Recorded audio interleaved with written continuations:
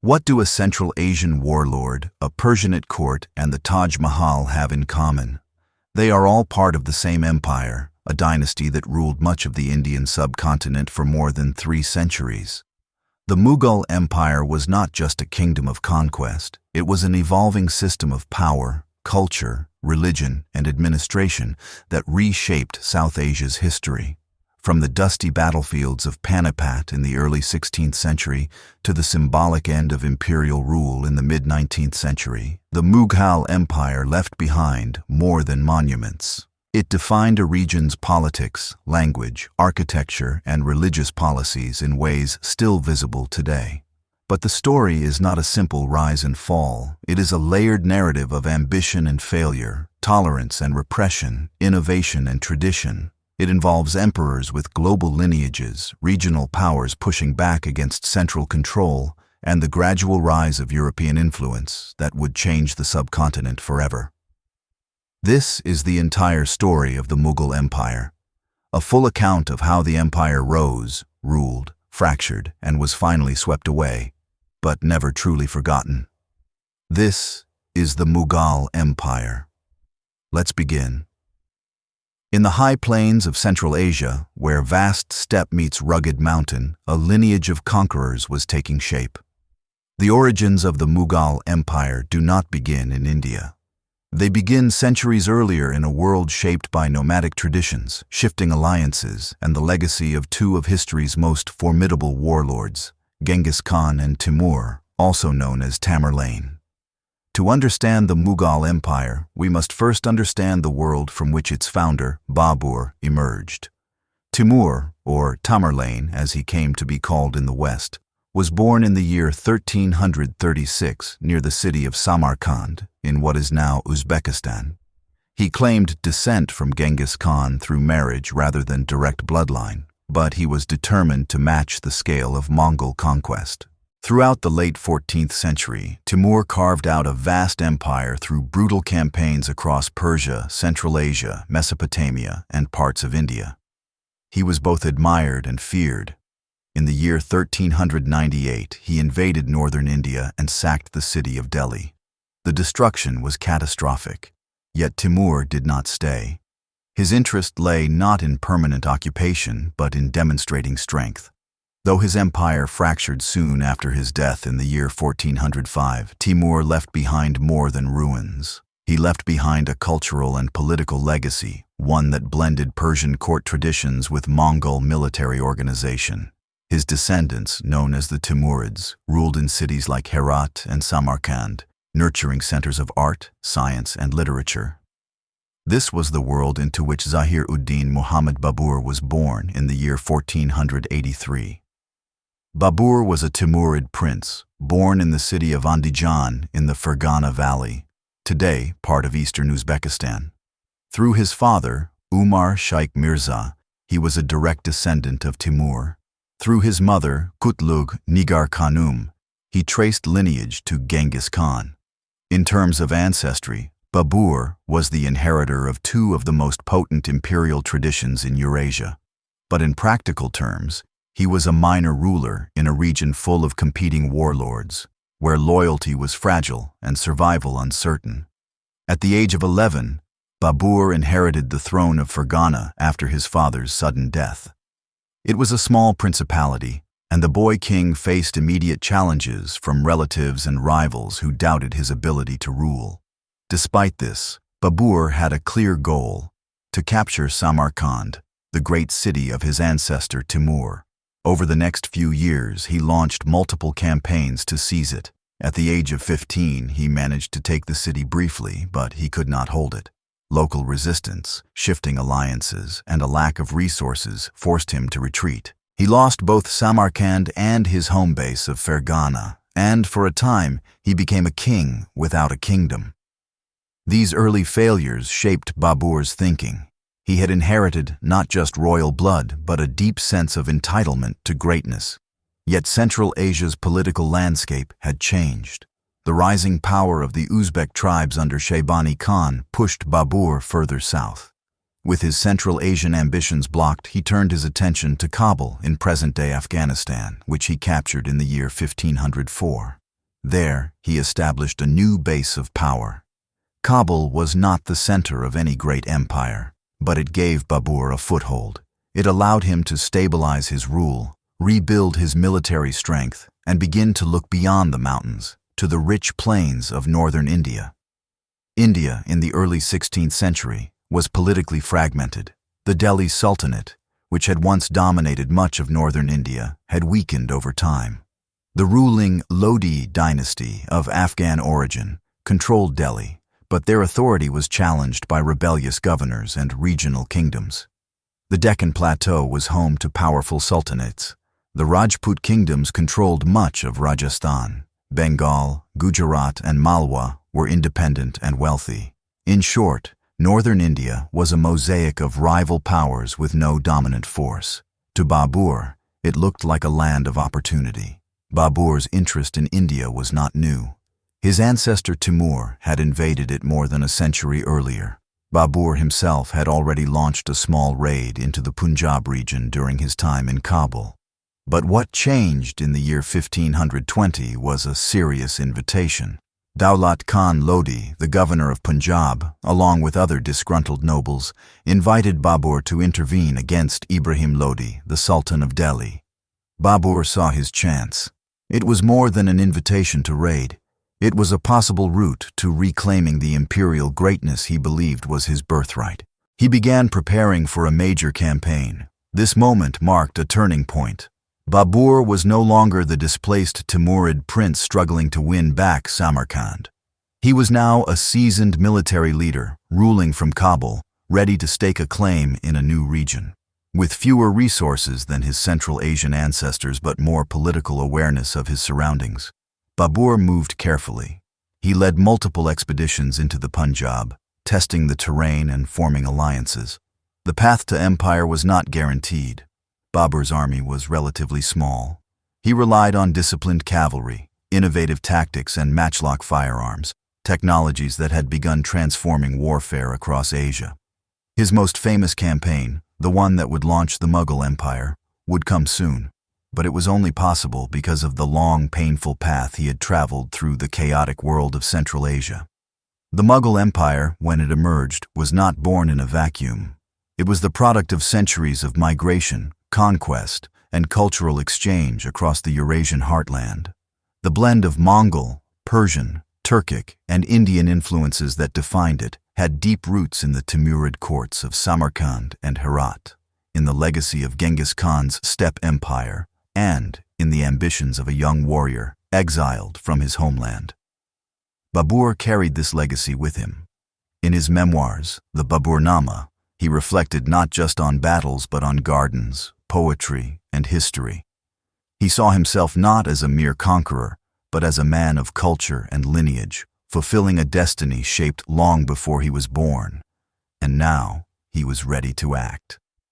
The stage was set for a confrontation that would change the course of South Asian history. By the early 16th century, Babur stood at a crossroads. He had spent much of his life in the political chaos of Central Asia, fighting to hold cities, rally troops, and preserve the Timurid legacy. But now, from his base in Kabul, he looked southward. Northern India, divided and unstable, offered not just territory, but an opportunity for legitimacy. His goal was not merely to raid or plunder, but to establish a lasting dominion. In the spring of the year 1526, that ambition came to a defining moment. Babur's march into India was not spontaneous. Over the previous years, he had made several smaller incursions into the Punjab, building alliances and testing his forces. But this time, he intended to stay. The decisive trigger came from within India itself. Discontented nobles of the Delhi Sultanate, especially Daulat Khan Lodi and Alam Khan, approached Babur with an offer: help overthrow Sultan Ibrahim Lodi and gain a share of power. Babur saw more than a short-term alliance. He saw a window to build a new empire. Ibrahim Lodi, the last ruler of the Lodi dynasty, had inherited the throne in the year 1517. Though energetic and ambitious, his rule was marked by tension with regional governors and powerful nobles. His efforts to centralize power alienated many in the court.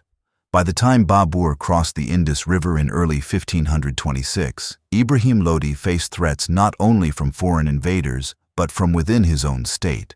Babur's forces numbered around 12,000. Ibrahim Lodi commanded a force perhaps 10 times larger. Estimates range from 80,000 to over 100,000 troops. The difference in numbers was striking, but Babur did not rely on numbers. He relied on tactics, discipline, and firepower.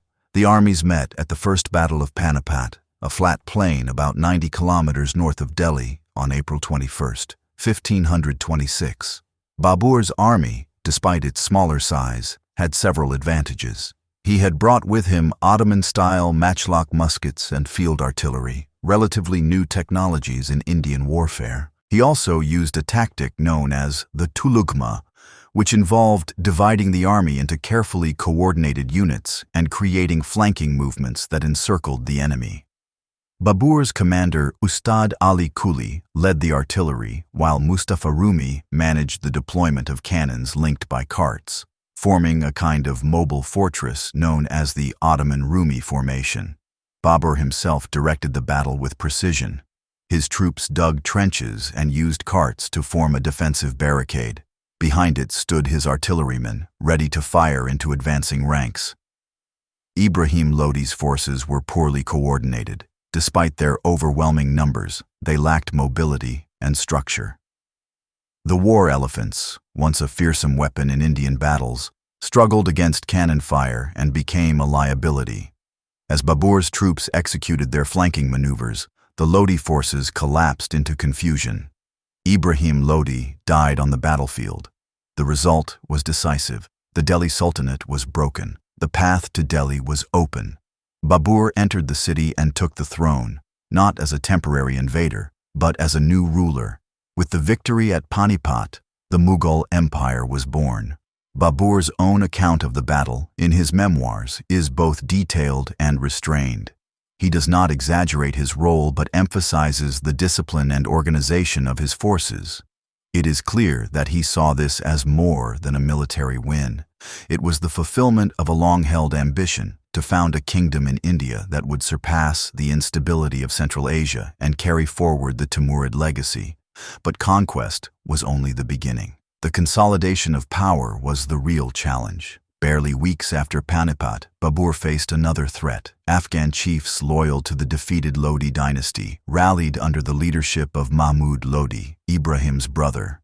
Meanwhile, the powerful Rajput confederacy, led by Rana Sanga of Mewar, saw Babur's arrival as an intrusion into their sphere of influence. Far from being secure, Babur now found himself at the center of multiple political storms. The most serious challenge came from the Rajputs. Rana Sanga, a formidable warrior and strategist, had long aspired to dominate northern India. He had united various Rajput clans and even defeated Ibrahim Lodi in earlier skirmishes. Now, with the Lodis gone, he expected to be the natural heir to Delhi's power. Babur, however, had no intention of surrendering what he had just won. In early 1527, the two sides prepared for war. Babur, recognizing the threat, made a significant shift in his public messaging. Up until this point, he had cast his campaign in secular, dynastic terms. But now, faced with the Rajput challenge, he framed his cause as a Ghazwa, or holy war. This was partly a political maneuver to rally his diverse troops, many of whom were Central Asian Muslims, and to solidify loyalty under a common religious banner. Yet Babur was also aware that the Rajputs were seen as defenders of Hindu martial tradition and that defeating them would reinforce his position. The two armies met at Kanwa, west of Agra, in March of 1527. The Rajput army was large and determined, but once again Babur's tactics and firepower proved decisive. He used trenches, fortified gun positions, and cavalry charges to disrupt the Rajput formations. After fierce fighting, Rana Sanga was wounded and his army was forced to retreat. The victory at Kanwa cemented Babur's authority in northern India. Over the next 2 years, Babur moved quickly to consolidate power. He defeated Afghan factions in eastern India at the Battle of Gagra in 1529, ending the last major resistance from the Lodi loyalists. He distributed land to his loyal commanders, established garrisons in key cities, and attempted to bring order to a deeply divided region. Yet Babur's reign as Emperor of India was brief. He ruled from Delhi and Agra for only 4 years after Panipat. In December of 1530, he fell ill and died.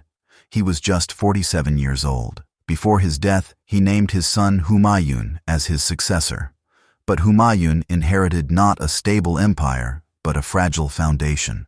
Much of the land was still held by semi-independent chiefs, and the empire's future was anything but certain. Still, Babur had done what no other Central Asian warlord had managed. He had established a foothold in India not as a raider, but as a ruler. His victories at Panipat, Kanwa, and Gagra had laid the territorial and political groundwork for the Mughal dynasty.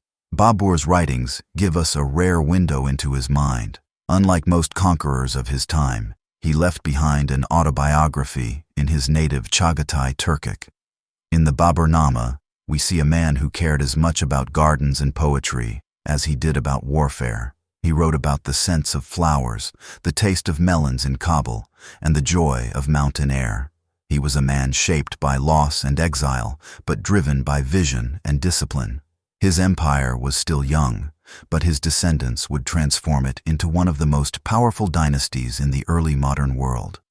When Babur died in the final days of the year 1530, the Mughal Empire was still in its infancy. It had been carved from the northern plains of India through 3 key battles, but much of the territory remained restive and fragile. The man who now inherited this responsibility was Humayun, Babur's eldest son. Humayun was 22 years old at the time of his father's death. Raised in the courts of Kabul and trained in war from a young age, he had accompanied Babur in his Indian campaigns. But inheriting an empire was far different from fighting for one. From the very beginning of his reign, Humayun faced internal division, weak finances, and powerful external threats. Unlike the centralized state his successors would later build, Humayun's empire was more a collection of contested zones than a unified realm. His authority was strongest around Delhi and Agra, but Bengal, Gujarat, Malwa, and parts of Rajasthan were either ruled by independent sultans or in open rebellion. Moreover, the powerful Afghan factions that Babur had defeated were not entirely pacified. Many continued to resist Mughal rule under new leadership. One of Humayun's earliest mistakes was one of generosity. Instead of consolidating power under a single crown, he divided the empire among his brothers. Kamran Mirza received control over Kabul and the Punjab. Askari and Hindal, the younger brothers, were given smaller regions. While intended as a gesture of family unity, this decision quickly backfired. Kamran, in particular, proved ambitious and disloyal. The division created rival centers of power that would undermine Humayun's reign for years to come. In the early years, Humayun attempted to assert control over eastern India. He launched a campaign against the Afghan Sultan of Bengal, but the effort was poorly organized and dragged on with few results. Worse still, during this time, a new threat emerged from the west, the rising power of Sher Khan, later known as Sher Shah Suri. Sher Khan was an Afghan military leader with sharp instincts and a deep understanding of Indian politics. Originally a servant under the rulers of Bihar and Bengal, he gradually built up his own army and loyal following. By the early 1530s, he had taken control of large parts of Bihar and was preparing for a larger conflict with the Mughals. Humayun first confronted Sher Khan at the Battle of Chausa in the year 1539. The encounter proved disastrous. Poor planning and overconfidence led to a crushing defeat. Humayun barely escaped with his life, reportedly saved by a water carrier who gave him refuge during the river crossing. Sher Khan, now fully in command, declared himself sultan and took the title Sher Shah Suri. Humayun's troubles did not end there. The following year, in 1540, he faced Sher Shah again, this time at the Battle of Kanauj, also called the Battle of Bilgram.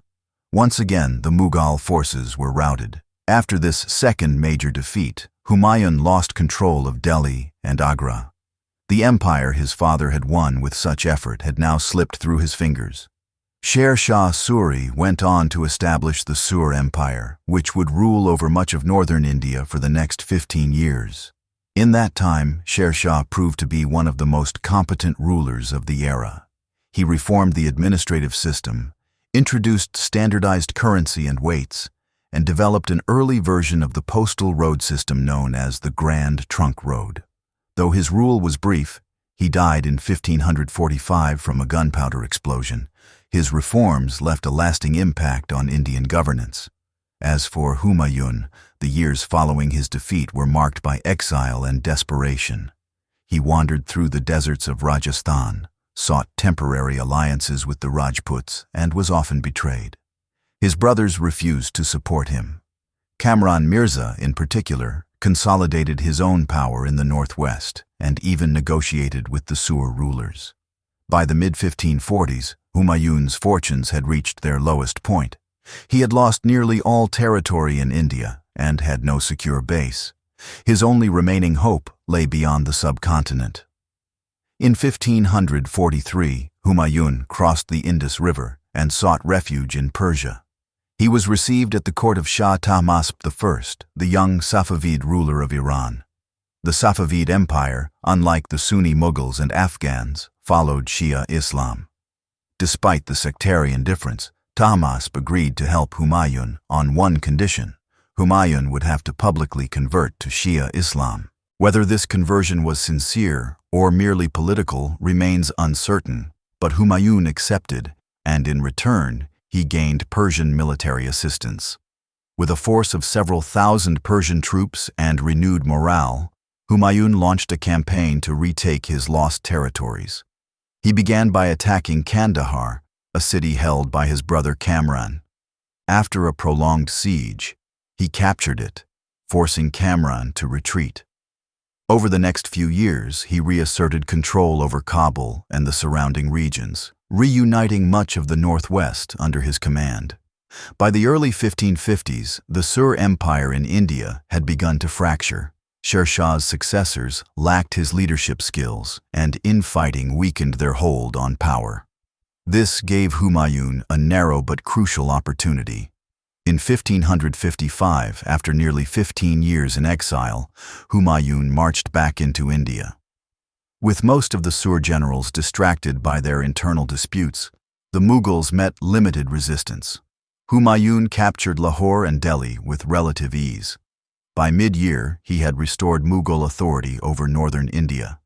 The empire was reborn, but tragedy would follow swiftly. In January of the following year, while descending a staircase in his library at Sher Mandal in Delhi, Humayun slipped and fell. He died from the injuries within days. He was only 47 years old. Humayun's reign was marked by failure, exile, and recovery. He lost an empire, wandered as a fugitive, and regained his throne only to lose his life in a sudden accident. But his legacy lies not in what he achieved directly, but in what came after. He laid the foundation for his young son, Akbar, to inherit a realm more unified than ever before. Throughout his life, Humayun remained a deeply cultured figure. He was fond of astrology, music, and poetry. His court reflected Persian influence more than his father's did, thanks to his time in exile. He is remembered as a generous and kind ruler, though not always politically astute. He also left behind a visual legacy.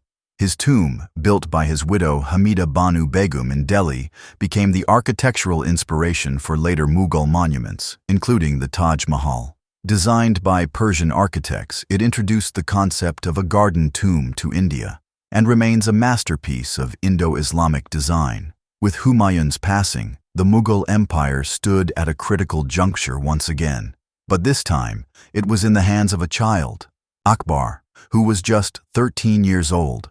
What followed would be one of the most remarkable chapters in Indian history, the rise of an emperor who would not only preserve the empire, but transform it into a model of governance, culture, and religious tolerance. In the summer of the year 1556, The Mughal Empire stood on uncertain ground once again. Barely 1 year after reclaiming Delhi, Emperor Humayun was dead. His 13-year-old son, Jalal-ud-Din Muhammad Akbar, inherited an empire still fragile, with enemies pressing on all sides. The boy who now held the imperial title was untested, and many doubted whether he would survive the next year, let alone become one of the most powerful emperors in South Asian history. Yet Akbar was not alone. Standing beside him was a seasoned military commander and loyal statesman, Bayram Khan. Before Humayun's death, Bayram Khan had been one of his closest advisors and a central figure in the Mughal restoration.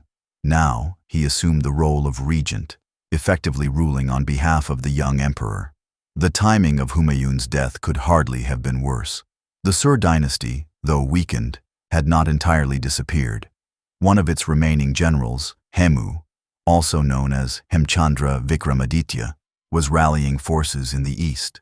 A skilled administrator and battle-hardened commander, Hemu had taken control of Delhi and declared himself ruler in his own right. His army numbered tens of thousands, and within months he posed a direct challenge to the young emperor's claim. The Mughal court, still consolidating power, had no choice but to confront this threat head-on. Bayram Khan led the imperial forces north from Punjab, taking Akbar with him to witness his first major battle. The two armies clashed at the Second Battle of Panipat in November of 1556, almost exactly 30 years after Babur's decisive victory on the same field. Once again, the Mughals were outnumbered. Hemu's forces were stronger in both men and war elephants. Early in the battle, the tide favored the Sur general, but in a critical moment, Hemu was struck in the eye by an arrow and collapsed. Leaderless and disoriented, his army broke rank and scattered. Hemu was captured and executed shortly after. With his defeat, the last serious military threat from the remnants of the Sur Empire was extinguished. For Akbar, this was more than a victory. It was a moment of validation. Although he had not led the army himself, he had been present, and the victory was attributed to him.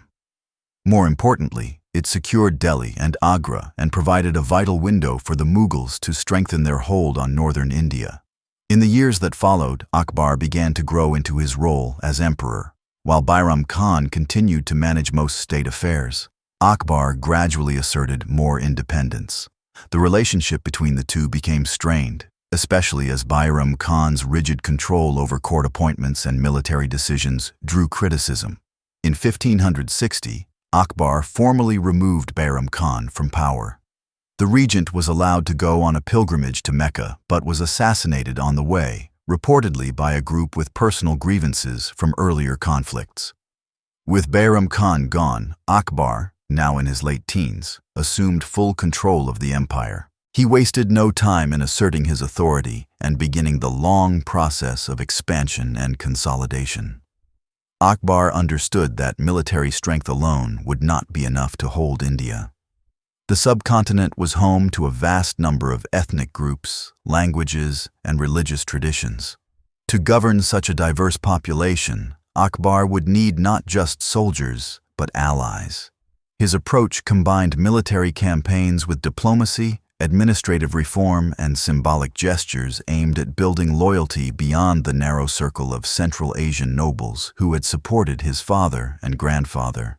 One of his earliest moves was to secure alliances with powerful Rajput kingdoms. The Rajputs, particularly the rulers of Rajasthan, had long resisted foreign rule and maintained a strong martial tradition. Rather than trying to crush them outright, Akbar invited them into his imperial fold. He offered marriages, land grants, and high positions at court in exchange for loyalty.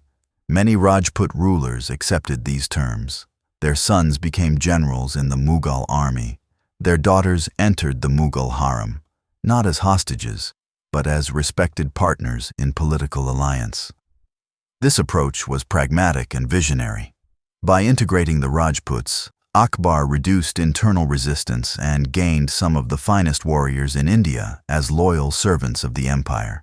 One notable example was Raja Man Singh of Amber, who rose to become one of Akbar's most trusted generals. However, not all Rajput rulers submitted. The most famous holdout was Maharana Pratap of Mewar. Fiercely independent and committed to resisting Mughal authority, Pratap continued to fight against Akbar's forces for years, most famously at the Battle of Haldigadi in 1576. Though Akbar's army claimed victory in the battle, Maharana Pratap escaped and continued guerrilla resistance until his death. He remains a symbol of Rajput valor and independence in Indian memory. While dealing with the Rajputs, Akbar also moved to expand the empire westward and eastward. He launched campaigns into Malwa in 1561 and Gujarat in 1572. Both regions were wealthy and strategically important. The conquest of Gujarat, in particular, gave the Mughals access to the Arabian Sea and expanded their commercial links with the wider Islamic world. Throughout these campaigns, Akbar showed a keen ability to combine military force with negotiation. He often allowed defeated rulers to retain some local power, as long as they pledged allegiance and paid tribute. This flexible system of suzerainty helped the empire grow without constant rebellion. Meanwhile, Akbar began developing the administrative machinery that would define his rule. He inherited some of the systems put in place by Sher Shah Suri, such as standardized land revenue assessments and a strong network of roads. But he took these further. He commissioned detailed land surveys, created a more rational tax collection system, and reduced the power of local landlords who exploited peasants. He also introduced a policy of religious tolerance that would become a hallmark of his reign. Although himself a devout Muslim, Akbar abolished the jizya, a tax imposed on non-Muslims, and invited scholars from different faiths to debate in his court. These changes were not just moral decisions. They were political strategies to bind the empire together across religious lines. By the end of the 1560s, Akbar had transformed the Mughal state. He had defeated the last major external challengers, restructured the court, expanded the territory, and redefined what it meant to be emperor in India.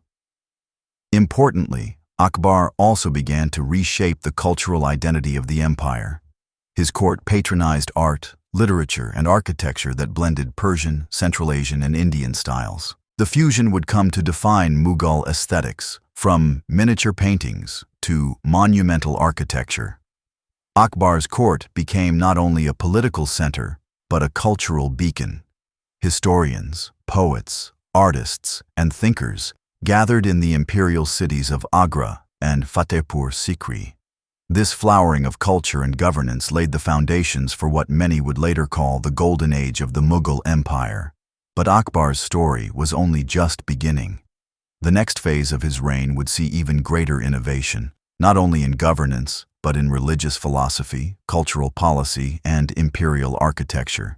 He would challenge not just his enemies, but long-standing traditions, forging a unique and enduring imperial identity.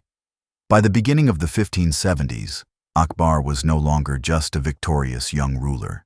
He had secured his position through military success and strategic alliances, but the stability of the Mughal Empire depended on more than conquest. Akbar now turned to something more ambitious, reshaping the structure of governance, redefining the emperor's role, and reimagining the relationship between religion, state, and culture.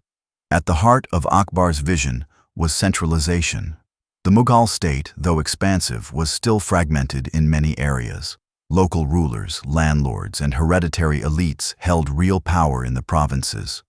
Akbar understood that personal loyalty alone could not sustain an empire that stretched across thousands of kilometers and contained people from diverse linguistic, cultural, and religious backgrounds. What he needed was a system, a lasting framework that could outlive any one generation. One of his first major reforms was administrative. Akbar introduced a new structure known as the Mansabdari system. The term mansab, meaning rank or position, referred to a graded hierarchy in which every official, military or civil, was assigned a specific number indicating their status. These rankings determined not only an official's salary, but also how many troops they were expected to maintain for imperial service. This system brought several advantages. First, it linked military and civil administration, making the bureaucracy more efficient. Second, it tied the nobility directly to the emperor. Since their income and power came from imperial appointments rather than hereditary titles, they depended on continued service and loyalty. Third, it allowed the emperor to maintain oversight across a vast territory by recording and regulating ranks, responsibilities, and transfers. Akbar also began standardizing revenue collection. Building on earlier practices, he commissioned a comprehensive survey of agricultural land across the empire. His finance minister, Raja Todar Mal, developed a method of assessment known as the Zabti system. Based on land fertility, crop patterns, and market prices over a 10-year period, this system helped determine fair taxation. The goal was not only to increase revenue, but to reduce corruption and provide predictability for farmers. By removing the arbitrary demands of local tax collectors, Akbar won the support of many peasant communities. These reforms helped stabilize rural economies, reduce rebellion, and encourage agricultural expansion. Akbar's governance extended into legal and religious realms as well. Although born a Sunni Muslim, he quickly moved beyond traditional boundaries. In the year 1575, Akbar issued a decree known as the Mazar, which declared the emperor as the supreme arbiter in religious matters. This did not mean that Akbar abandoned Islam, but it marked a shift in authority from religious scholars to the emperor himself. It allowed him to overrule conservative interpretations and pursue a more inclusive policy. To foster interreligious understanding, Akbar built the Ibadat Khana, or House of Worship, at his new capital of Fatehpur Sikri. Here he invited scholars from various faiths, Muslims, Hindus, Jains, Zoroastrians, and even Jesuit priests from Portuguese Goa, to engage in theological debate. While many of these discussions were heated and often unresolved, they reflected Akbar's deep curiosity and political strategy. He understood that governing a majority non-Muslim population required more than tolerance. It demanded engagement. Over time, Akbar developed a personal philosophy that blended elements of different traditions. By the late 1580s, he began promoting a spiritual doctrine known as Din-e-Ilahi, or the religion of God. It was not a formal religion with rituals or scriptures, but rather an ethical system emphasizing unity, peace, loyalty, and reason. Only a small number of courtiers ever joined Din-e-Ilahi, and Akbar never forced anyone to accept it. The point was not conversion. The point was to shift the focus of loyalty from a specific religious identity to the emperor himself as a unifying figure. In this way, Akbar placed the Mughal throne above sectarian divisions. This inclusive approach extended to Akbar's court. He appointed Hindus, especially Rajputs, to high offices. One of his closest advisors was Birbal, a Hindu Brahmin known for his wit and intelligence. Birbal served not only as a courtier, but as a trusted diplomatic and military figure. Another key figure was Abul Fazl, a scholar and historian who chronicled Akbar's reign in the Akbarnama, a monumental 3-volume history of the emperor's life and policies. Akbar's court was not only political, it was cultural. He brought together painters, poets, architects, and musicians from across the empire and beyond. Under his patronage, Mughal painting evolved into a distinct style that combined Persian techniques with Indian themes. Illustrated manuscripts like the Hamzanama and the Akbarnama displayed the empire's artistic richness. Akbar also revolutionized architecture. His capital at Fatehpur Sikri, built beginning in the 1570s, was a planned city that embodied his vision. Red sandstone buildings, geometric courtyards, and monumental gates reflected both Islamic and Hindu influences. The Buland Darwaza, or Gate of Magnificence, remains one of the largest gateways in the world. Yet, Fatehpur Sikri was more than symbolic. It was intended to be a center of learning, governance, and religious debate. However, its location suffered from water shortages, and, after roughly 15 years, it was largely abandoned.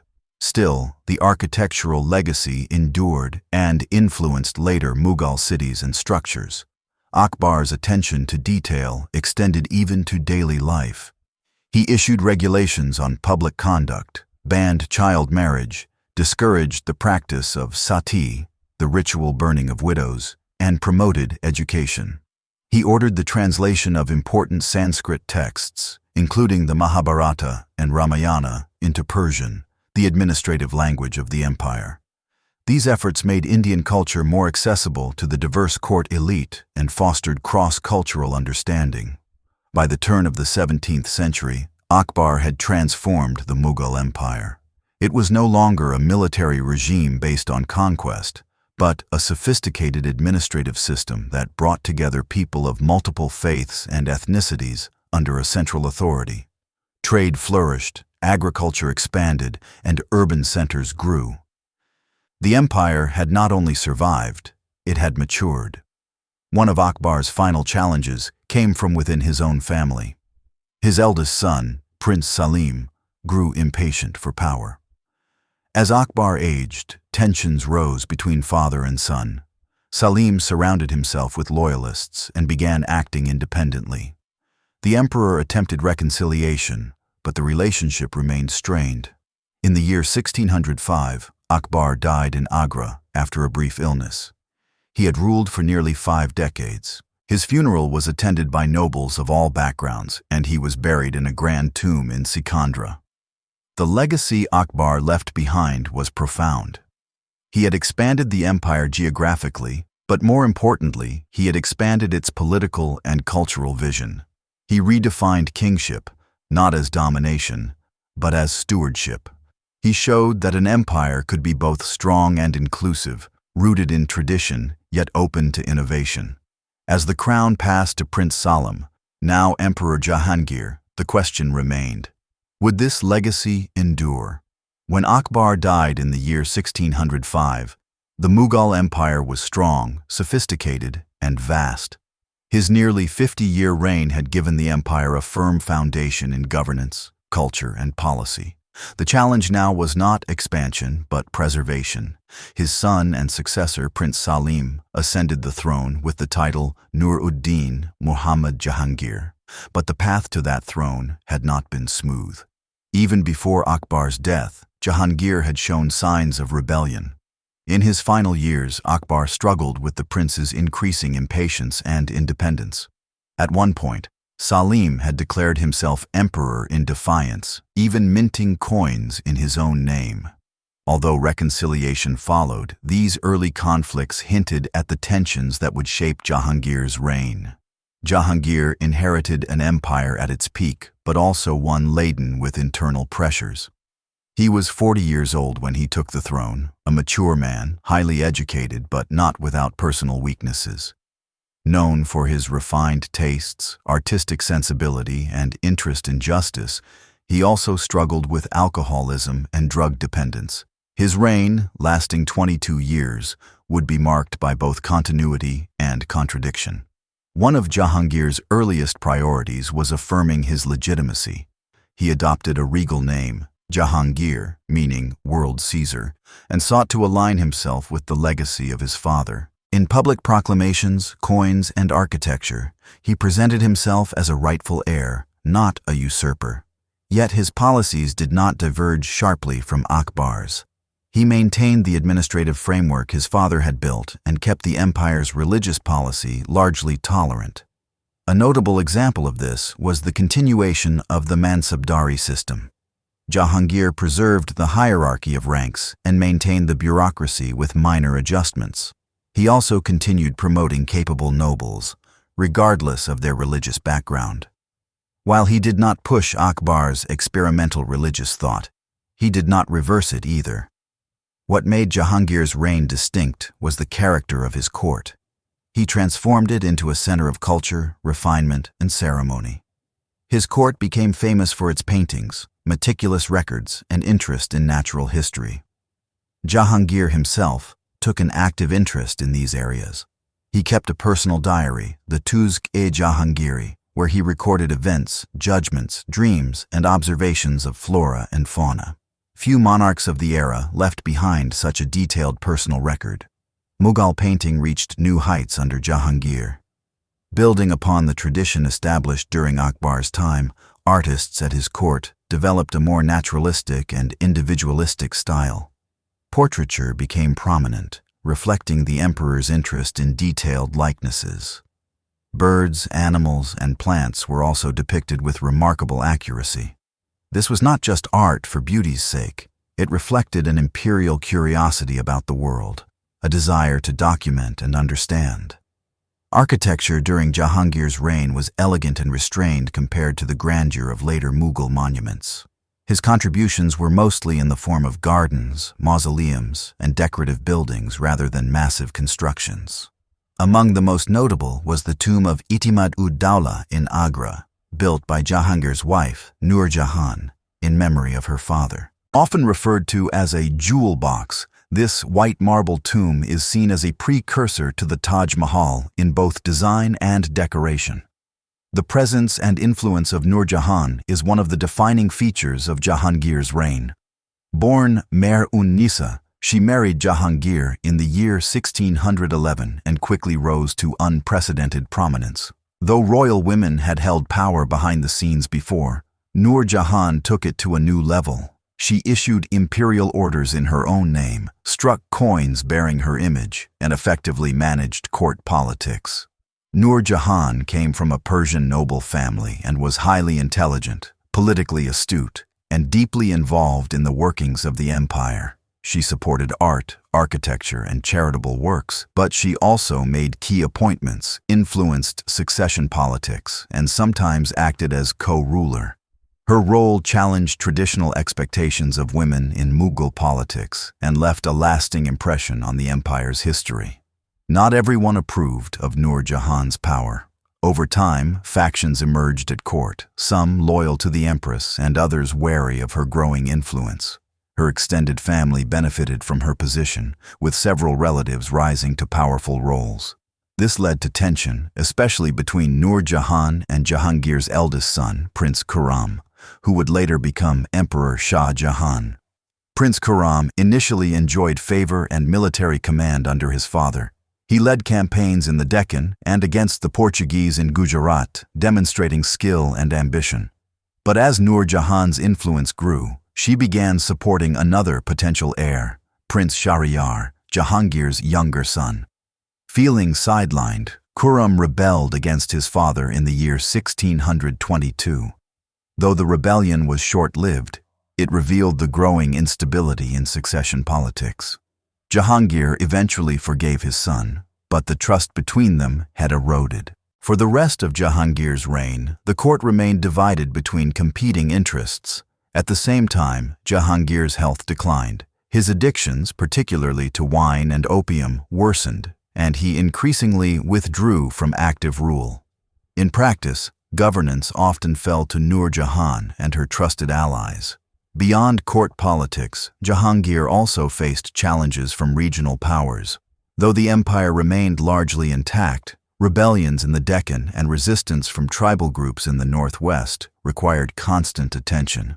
Jahangir relied heavily on generals like Mahmud Khan to suppress uprisings and maintain imperial authority. One of the most dramatic events of Jahangir's reign occurred in the year 1626, when Mahmud Khan, feeling sidelined by Nur Jahan's faction, staged a coup. He seized control of the emperor during a military campaign in the Punjab and attempted to assert control over the court. Though Jahangir was briefly under Mahmud Khan's control, Nur Jahan managed to escape, regroup, and counteract the plot. Eventually, the balance of power was restored, but the episode underscored the volatility of the court in Jahangir's later years. Another significant feature of Jahangir's rule was the increasing presence of Europeans at the Mughal court. While Akbar had received Jesuit missionaries, Jahangir dealt more directly with European trading companies, especially the English East India Company.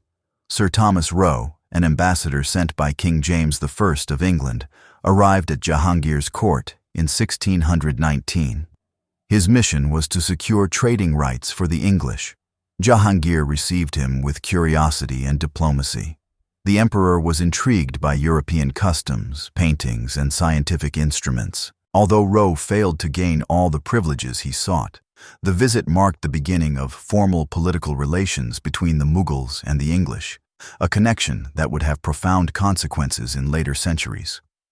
In terms of religious policy, Jahangir generally maintained Akbar's stance of tolerance, though with some variations. He discouraged forced conversions and protected Hindu temples, but he was less intellectually engaged with religious pluralism than his father. He also dealt harshly with certain groups, such as the Sikh community during its early years. Guru Arjan, the fifth Sikh guru, was executed on Jahangir's orders in 1606. This event would have long-term repercussions, contributing to Sikh militarization and eventual resistance to Mughal authority. Jahangir's final years were marked by declining health and continued court intrigue. He died in the year 1627 while traveling back to Lahore from Kashmir. His body was laid to rest in the city of Lahore, in a tomb surrounded by gardens, true to his aesthetic sensibility. With Jahangir's death, the question of succession returned to the forefront. Though Nur Jahan attempted to place her favored candidate, Prince Shahryar, on the throne, the court and military supported Prince Khurram. In a swift power struggle, Shahryar was defeated and executed. Prince Khurram ascended the throne with the name Shah Jahan, bringing with him both ambition and a desire to reassert imperial control. Jahangir's reign was one of elegance and complexity. While not a great conqueror like his father, he refined the empire's cultural identity, fostered artistic excellence, and navigated the challenges of court politics with a mixture of tolerance and occasional ruthlessness. He ruled an empire still confident in its strength. But under the surface, the seeds of factionalism and future instability were beginning to grow. The transition from Jahangir to Shah Jahan was swift and decisive. In the year 1628, Prince Khurram ascended the Mughal throne with the regal name Shah Jahan, meaning King of the World. His succession followed a short but bloody conflict in which he eliminated rival claimants, including his brother Shahryar, thereby consolidating power and stabilizing the imperial court. Shah Jahan came to power with a reputation for military success, administrative competence, and deep personal ambition. He inherited an empire that was culturally vibrant and territorially vast. However, beneath the surface of elegance and order, there were early signs of strain.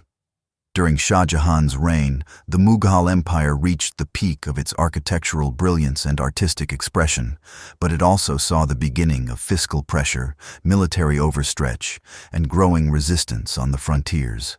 Shah Jahan was deeply invested in projecting imperial authority through monumental architecture and courtly ritual. From the very beginning of his reign, he set out to redefine the Mughal image through stone, marble, and ceremony. His court became a symbol of absolute power, with strict hierarchies, elaborate protocols, and carefully staged appearances. He emphasized the emperor's role as the center of the universe, both in a spiritual and political sense.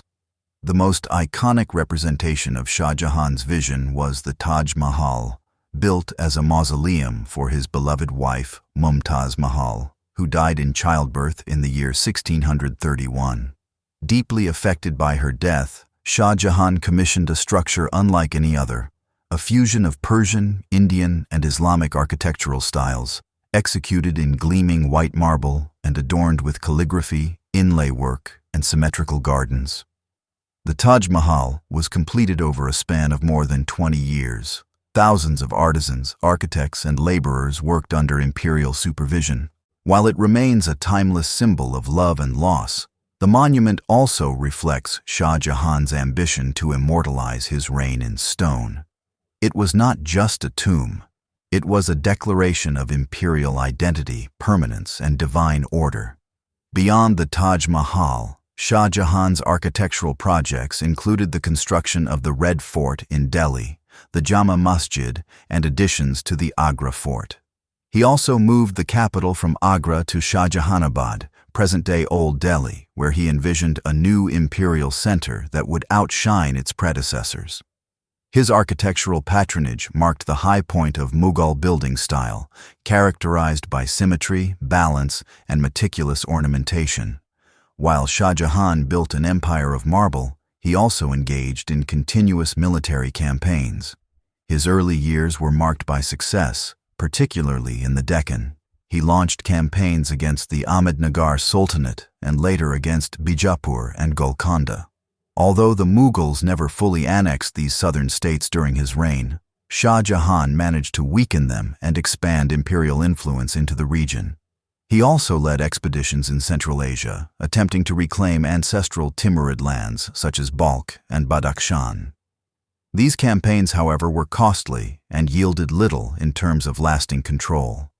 The harsh terrain, resistance from Uzbek forces, and logistical challenges led to withdrawal after a few years. The ambition to restore the old Timurid legacy proved far more difficult than anticipated. On the western frontier, Shah Jahan faced growing tension with the Safavid Empire of Persia. The region of Kandahar, a strategic city between Persia and India, changed hands multiple times during this period. Shah Jahan regained Kandahar from the Persians in the early part of his reign, but repeated Persian attempts to recapture it led to prolonged military engagement. Eventually, the city was lost again to the Safavids in the year 1653. Despite several failed Mughal attempts to retake it. These military efforts stretched the imperial treasury. Maintaining large armies, fortifications, and distant campaigns required constant revenue. To meet these demands, the administration continued to rely on land taxes assessed through the existing revenue systems.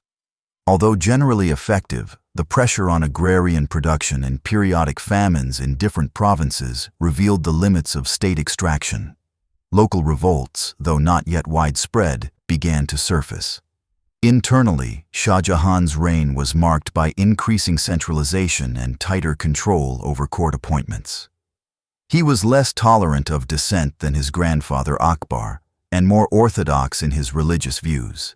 While he did not completely reverse the policies of tolerance, he showed a greater preference for Islamic orthodoxy.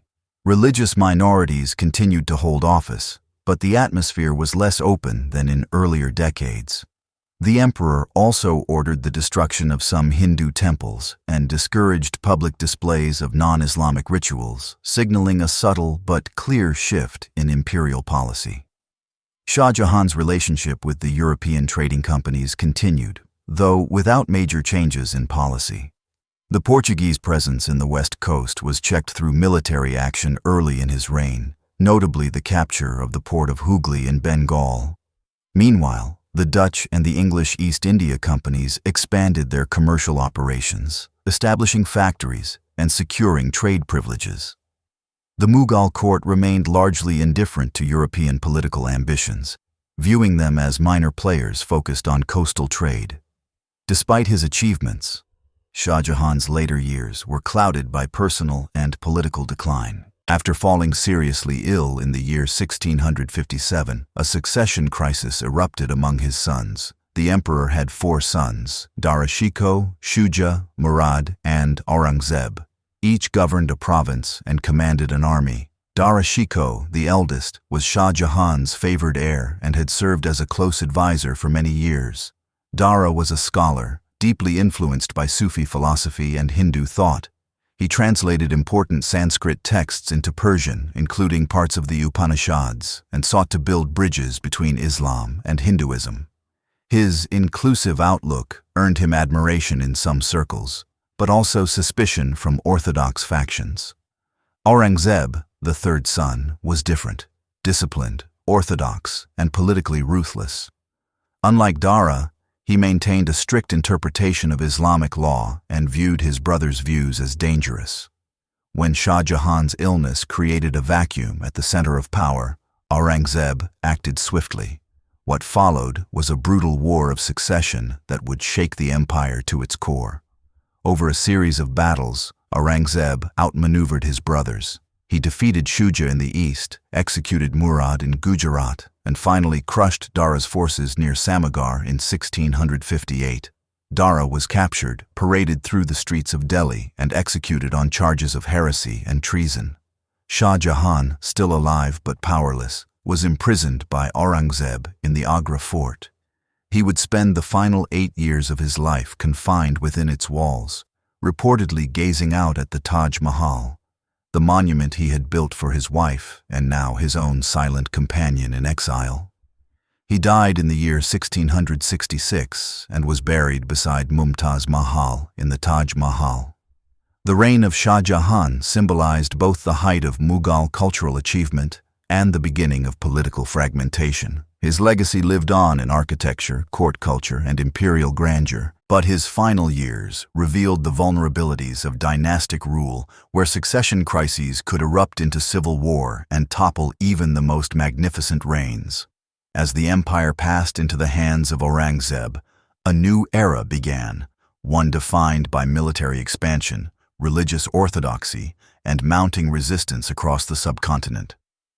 The Mughal Empire would grow to its greatest territorial extent, but at a growing cost. The seeds of future decline were already being sown.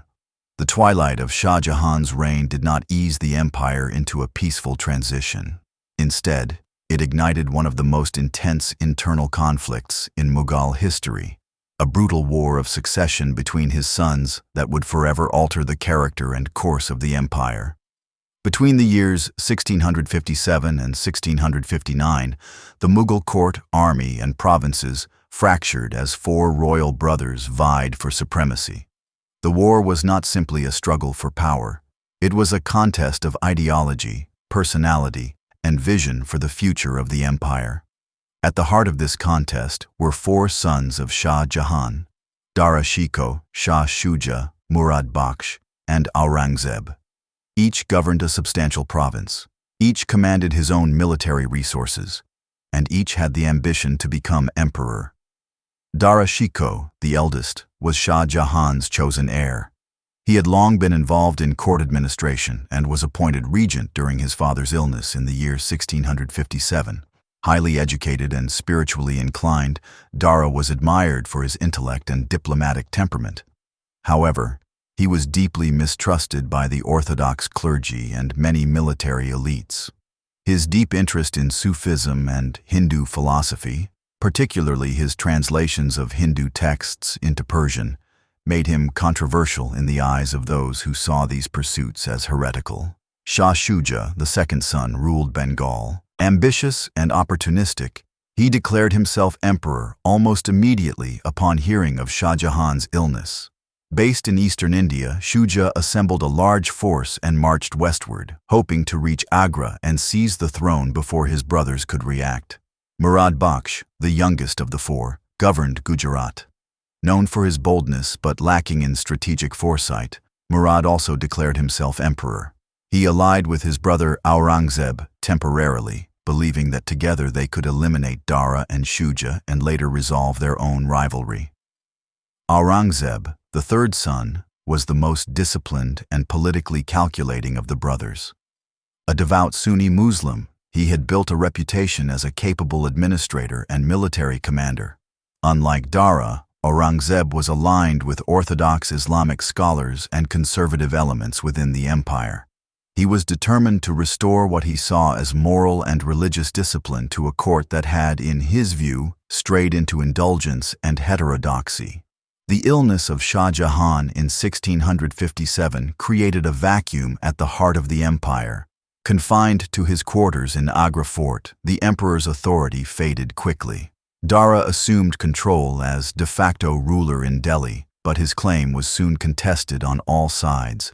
Within months, India was plunged into civil war. The first major confrontation occurred in the east. Shah Shuja marched toward the Gangetic heartland and clashed with Dara's forces at the Battle of Bahadurpur near Varanasi in early 1658. Although Dara's generals managed to halt Shuja's advance temporarily, the threat remained. Meanwhile, Aurangzeb and Murad moved with remarkable speed from the Deccan toward northern India. In April of 1658, the most decisive battle of the succession war took place near Samugar, close to Agra. Dara personally led his army against Aurangzeb and Murad. Despite having superior numbers and favorable terrain, Dara's forces were disorganized. He made several tactical errors, including engaging the enemy in a prolonged artillery exchange without securing his flanks. Aurangzeb, with his usual caution and precision, outmaneuvered Dara.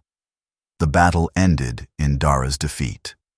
He fled westward, hoping to regroup, but his support began to collapse. In the aftermath, Aurangzeb and Murad entered Agra. There, they placed Shah Jahan under house arrest in the Agra fort. Though confined, the former emperor was not mistreated, and his quarters overlooked the Taj Mahal, the monument he had built for his wife and now gazed upon as a prisoner of his own son. Soon after, Aurangzeb turned on his ally Murad. The temporary alliance had served its purpose, and Murad was now a rival. He was arrested during a private meeting and later executed. By this point, Aurangzeb had demonstrated both military brilliance and ruthless pragmatism. The final opposition came from Shah Shuja in the east. In the following months, Aurangzeb pursued him through the Bengal and Bihar regions. After a series of battles, Shuja fled to Arakan, a coastal kingdom in present-day Myanmar. His ultimate fate remains uncertain, though most accounts suggest he was killed or died in exile. Dara, meanwhile, continued to flee across the northwest, hoping to rally support from provincial governors and allies in Rajasthan.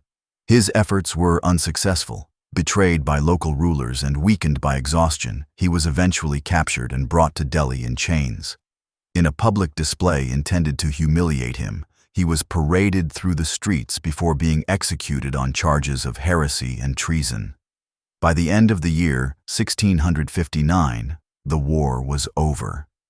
Aurangzeb had emerged as the undisputed emperor of the Mughal Empire. His coronation was marked not by celebration, but by silence. He took the title Alamgir, meaning conqueror of the world, and began a reign that would span nearly half a century. The War of Succession had profound consequences for the Mughal Empire. Though the territory remained intact, the human and financial costs were enormous. Cities were plundered, trade was disrupted, and thousands of soldiers and civilians died. Perhaps more damaging was the impact on imperial unity. The war had divided the nobility, strained provincial loyalties, and exposed the fragility of dynastic rule. Aurangzeb's ascension also marked a shift in imperial philosophy. Unlike his father and grandfather, he had no interest in grand architecture or courtly pageantry. He rejected the Persianate cultural practices that had flourished under his predecessors. Instead, he emphasized piety, legalism, and discipline. His rise to power was not only a political victory, it was a cultural and ideological turn. The death of Dara Shikoh was particularly symbolic. Dara had represented a vision of the empire as a pluralistic, open society. His fall signaled the end of that vision. With his elimination, the more rigid, orthodox elements within the court gained dominance. Yet Aurangzeb's rule, while uncompromising, would not go uncontested. Across the empire, new forms of resistance would begin to emerge. Regional powers, religious movements, and military factions would challenge the authority of a ruler who, though powerful, ruled an increasingly diverse and restless empire. The War of Succession had decided the throne, but it had also revealed the deep tensions within the Mughal order, tensions that would shape the rest of Aurangzeb's reign. When Aurangzeb emerged victorious from the War of Succession in the year 1659, he was not merely the emperor in name. He was the absolute master of an empire forged through battle, strategy, and unflinching resolve. His rise had cost the lives of his brothers and the confinement of his father. But now, with the Mughal throne secure, Aurangzeb turned to the tasks of governance, consolidation, and expansion.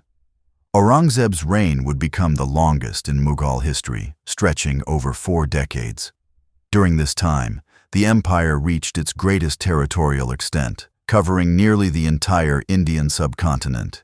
Yet his rule would also mark a significant shift in imperial policy and tone, a move toward religious orthodoxy, increased centralization, and tighter administrative control. These shifts, while effective in some respects, also introduced internal strains that would outlast his lifetime. Aurangzeb assumed the title Alamgir, meaning conqueror of the world. This name reflected not only ambition, but a clear ideological orientation. Unlike his father Shah Jahan, who had been a great patron of the arts and architecture, or his grandfather Jahangir, who was known for courtly indulgence and aesthetic sensibilities. Aurangzeb projected an image of austere piety, justice, and moral rigor. One of the most defining aspects of Aurangzeb's rule was his religious policy. A devout Sunni Muslim, he placed great emphasis on Islamic law, or Sharia, as the guiding principle of governance. He appointed muhtasibs, religious censors, across major cities to enforce public morality. He reintroduced the jizya tax on non-Muslims, which had been abolished by Akbar more than half a century earlier. This decision drew widespread criticism, especially from Hindu communities, who viewed it as a step backward in religious tolerance. Aurangzeb also banned the construction of new Hindu temples and ordered the destruction of several existing ones in politically sensitive areas, particularly in regions where rebellion was active or suspected. While not all temples across the empire were targeted, these acts, often carried out by local officials and armies, sent a clear message about the emperor's priorities. He saw himself as a guardian of Orthodox Islam, and he expected the state to reflect that responsibility. However, it would be a mistake to assume that Aurangzeb's empire was purely sectarian or exclusively religious in administration. The Mughal bureaucracy remained diverse. Hindus continued to serve in the Mansabdari system, and some Rajput nobles retained high ranks. Yet the overall climate had shifted. Loyalty was increasingly defined in religious terms, and Orthodox Muslim scholars gained greater influence in the court. Aurangzeb's emphasis on personal piety was not for show. He lived simply, avoided extravagant ceremonies, and rejected many courtly luxuries. He personally copied the Quran by hand and sold these manuscripts to help fund his modest lifestyle. In a court once known for lavish patronage and artistic innovation, this austere example set a new tone. Yet even as he tightened moral discipline, Aurangzeb remained a pragmatic ruler. He understood the necessity of military strength and administrative efficiency. His campaigns in the Deccan region became a central focus of his reign. For decades, the Deccan sultanates, especially Bijapur and Golconda, had remained semi-independent, even while acknowledging nominal Mughal overlordship. Aurangzeb was determined to bring them fully under imperial control. The campaigns began in earnest in the early 1660s and continued intermittently for decades. In the year 1686, after prolonged siege warfare, the kingdom of Bijapur fell to the Mughals. Soon after, Golconda also capitulated. These victories brought immense wealth into the empire, especially from Golconda's famed diamond mines. However, the cost of these campaigns was extraordinary. Maintaining large armies in the rugged terrain of the Deccan drained the treasury and stretched supply lines thin. The constant state of warfare also disrupted local economies and administration. Though the empire expanded territorially, it became increasingly difficult to govern effectively from Delhi. One of Aurangzeb's most enduring challenges came not from rival sultanates, but from indigenous resistance movements. Among the most formidable of these were the Marathas. Based in the western Deccan Plateau, the Marathas were a decentralized confederacy of warrior clans who opposed Mughal authority. Their leader, Shivaji Bhonsle, emerged as a charismatic figure with both military talent and a strong sense of regional identity. Shivaji began his resistance as a guerrilla fighter, attacking Mughal garrisons, seizing forts, and disrupting supply lines. In the year 1670, he crowned himself as Chhatrapati, or sovereign king, establishing an independent Maratha kingdom. Though Aurangzeb initially sought to co-opt or negotiate with Shivaji, the relationship quickly deteriorated. In one dramatic episode, Shivaji was lured to the Mughal court under the promise of negotiation, only to find himself under house arrest. He escaped under mysterious and daring circumstances, an event that further fueled his legend among supporters. Despite repeated efforts, the Mughals were never able to fully subdue the Marathas. Even after Shivaji's death in the year 1680, his successors continued the resistance, turning the Deccan into a zone of continuous conflict. Other forms of resistance also emerged during Aurangzeb's reign. The Sikh community in the Punjab, which had evolved from a religious group into a political and military force, clashed with imperial authority. The execution of Guru Tegh Bahadur in the year 1675 marked a turning point, pushing the Sikhs toward militarization under Guru Gobind Singh.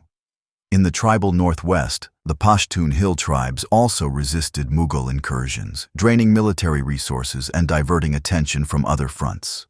Despite these challenges, Aurangzeb remained tireless. He spent the last 2 decades of his life in the Deccan, personally overseeing military operations, issuing orders, and managing the complex web of administration from mobile camps. He rarely returned to Delhi. This prolonged absence created a power vacuum at the imperial center and weakened coordination between northern and southern provinces. In the realm of culture and architecture, Aurangzeb's reign was far more restrained than that of his predecessors. He discouraged music and dance in the court, viewing them as distractions from religious duties. He ended state patronage for grand architectural projects, although a few structures, such as the Badshahi Mosque in Lahore and the Bibi Ka Maqbara in Aurangabad, were built during his time. His economic policies were similarly austere. While he encouraged trade and maintained diplomatic contacts with Central Asia and the Ottoman Empire, he was suspicious of European powers. The English, Dutch, and French East India companies expanded their coastal trade during his reign, but they remained confined to commercial enclaves. Aurangzeb's focus remained inland, where he believed the soul of the empire truly lay. By the late 1670s, cracks had begun to appear in the imperial structure. Though the empire had expanded to its geographical maximum, it had grown unwieldy. Communication was slow, enforcement inconsistent, and provincial loyalties uncertain. The costs of constant warfare combined with a shrinking revenue base placed enormous pressure on the imperial treasury. Aurangzeb's style of rule, based on strict orthodoxy and personal control, had proven effective in the short term but lacked the flexibility and inclusiveness that had characterized earlier reigns. His distrust of delegating authority, particularly to non-Muslims or regional powers, alienated many groups. While the empire remained intact, it was becoming increasingly brittle. In the year 1680, Aurangzeb was in his early 60s. He had ruled for more than 2 decades and remained deeply engaged in his southern campaigns. But time and distance were catching up with him. His health began to decline, and the imperial machinery groaned under the weight of ceaseless war and centralized control. The Mughal Empire under Aurangzeb had become a vast, militarized state, disciplined, devout, and determined. It had subdued ancient kingdoms, expanded across the subcontinent, and brought new regions under its banner. But in doing so, it had also sown the seeds of discontent, rebellion, and overreach. As Aurangzeb's reign approached its final decade, the empire stood at its zenith in size, but already the tide was beginning to turn. New enemies were rising, unity was fracturing, and the cost of control was becoming unsustainable. By the dawn of the 1680s, the Mughal Empire had stretched itself to the farthest limits of its reach. Under Aurangzeb, it now spanned nearly the entire Indian subcontinent, from Kashmir in the north to the Tamil coast in the south. However, expansion had come at a steep cost. The empire had grown in size, but not in unity. Beneath the surface of imperial grandeur, rebellion was beginning to stir, deep, widespread, and persistent. Aurangzeb, now an aging emperor in his 60s, was still personally commanding his military campaigns in the Deccan. His administrative headquarters had long since shifted from Delhi to mobile army camps in the southern territories. This prolonged absence from the imperial center weakened centralized control and further fragmented provincial governance. His rigid, uncompromising policies, rooted in personal piety and military discipline, began to meet fierce opposition from a growing array of regional and religious forces. Chief among these were the Marathas. Following the death of Shivaji in the year 1680, the Maratha resistance did not fade. Instead, it entered a new phase under his son, Sambhaji. Unlike his father, Sambhaji adopted a more direct confrontation with the Mughals. He was bold, defiant, and determined to resist Aurangzeb's efforts to bring the Deccan fully under Mughal control. Sambhaji's refusal to submit angered Aurangzeb, who launched an intensive campaign to capture him. In the year 1689, Sambhaji was captured near Sangameshwar by Mughal forces. He was brought before Aurangzeb, who demanded conversion and submission. When Sambhaji refused, he was subjected to brutal torture and execution, an act that only hardened Maratha resolve. After Sambhaji's death, Maratha resistance transformed into a decentralized guerrilla movement. Leadership passed to Rajaram, Shivaji's younger son, and later to his widow Tarabai. The Marathas shifted their strategy from pitched battles to hit-and-run tactics, using their knowledge of the terrain to outmaneuver Mughal armies. Forts were built and abandoned strategically, supplies were moved through hidden paths, and raids were launched across Mughal supply lines. This form of asymmetric warfare exhausted the imperial forces. Despite their superior numbers and resources, the Mughals could not effectively pacify the Deccan. The Marathas, though pushed back repeatedly, continued to return, resilient, elusive, and fueled by growing support from local populations. Meanwhile, in the northwestern regions, another form of resistance was taking shape. The Sikhs, under the leadership of Guru Gobind Singh, began to militarize in response to religious persecution and political suppression. Following the execution of Guru Tegh Bahadur in the year 1675, the Sikh community adopted a more defensive and militant stance. Guru Gobind Singh established the Khalsa in the year 1699, a spiritual and martial collective that would form the backbone of Sikh military identity. The Khalsa was not just a religious reform, it was a political act of defiance. Members were initiated with a distinct identity, including the 5 symbols of Sikhism, and took vows to resist tyranny. Guru Gobind Singh himself became a military commander, leading campaigns against Mughal forces and regional adversaries. He survived numerous assassination attempts, fought in several battles, and remained a persistent thorn in the empire's side. Despite these efforts, Aurangzeb remained determined to suppress Sikh resistance. He ordered repeated military actions in Punjab, resulting in widespread destruction and displacement. Yet the Sikh community endured. Even after Guru Gobind Singh's death in the early 18th century, the groundwork had been laid for a future Sikh polity that would rise in defiance of the Mughals. The Rajputs, too, became increasingly disillusioned with Aurangzeb's policies. The once strong alliance between the Mughal crown and the Rajput kingdoms, carefully cultivated during the reigns of Akbar and Jahangir, had steadily deteriorated. Aurangzeb's refusal to honor traditional Rajput autonomy, along with his appointment of Muslim governors in key Rajput territories, sparked resentment.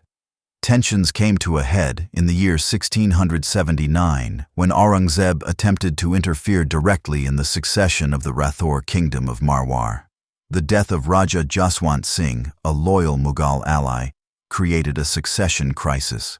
Aurangzeb sought to install his own candidate and take direct control of the region. This decision led to widespread Rajput rebellion, spearheaded by Durgadas Rathore, who resisted Mughal interference and fought a long guerrilla campaign. The rebellion soon spread to Mewar, where Maharana Raj Singh also declared his independence from Mughal authority. For several years, the Rajput states engaged in coordinated resistance, using mountainous terrain and regional support to harass Mughal forces and reclaim lost territory. Though Aurangzeb eventually managed to secure some military victories, he failed to bring the Rajputs fully back into the imperial fold. The old alliance between Delhi and the Rajput courts was permanently fractured. In each of these cases, Marathas, Sikhs, and Rajputs, the Mughal Empire faced not just armed opposition, but ideological resistance. These movements were not merely local uprisings. They were rooted in alternative visions of sovereignty, identity, and legitimacy.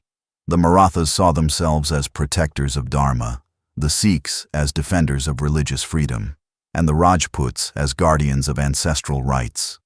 Aurangzeb's response to these movements was relentless. He continued to pour resources into military campaigns, moved across the Deccan with massive armies, and delegated authority to loyal generals. But the results were mixed. Victories were often temporary, territory changed hands frequently, and the financial burden of prolonged warfare became unsustainable.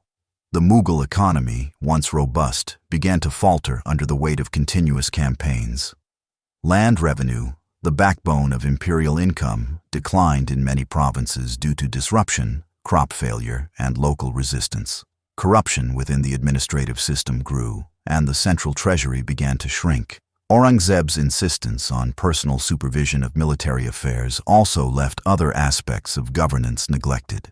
His prolonged absence from Delhi weakened the cohesion of the court.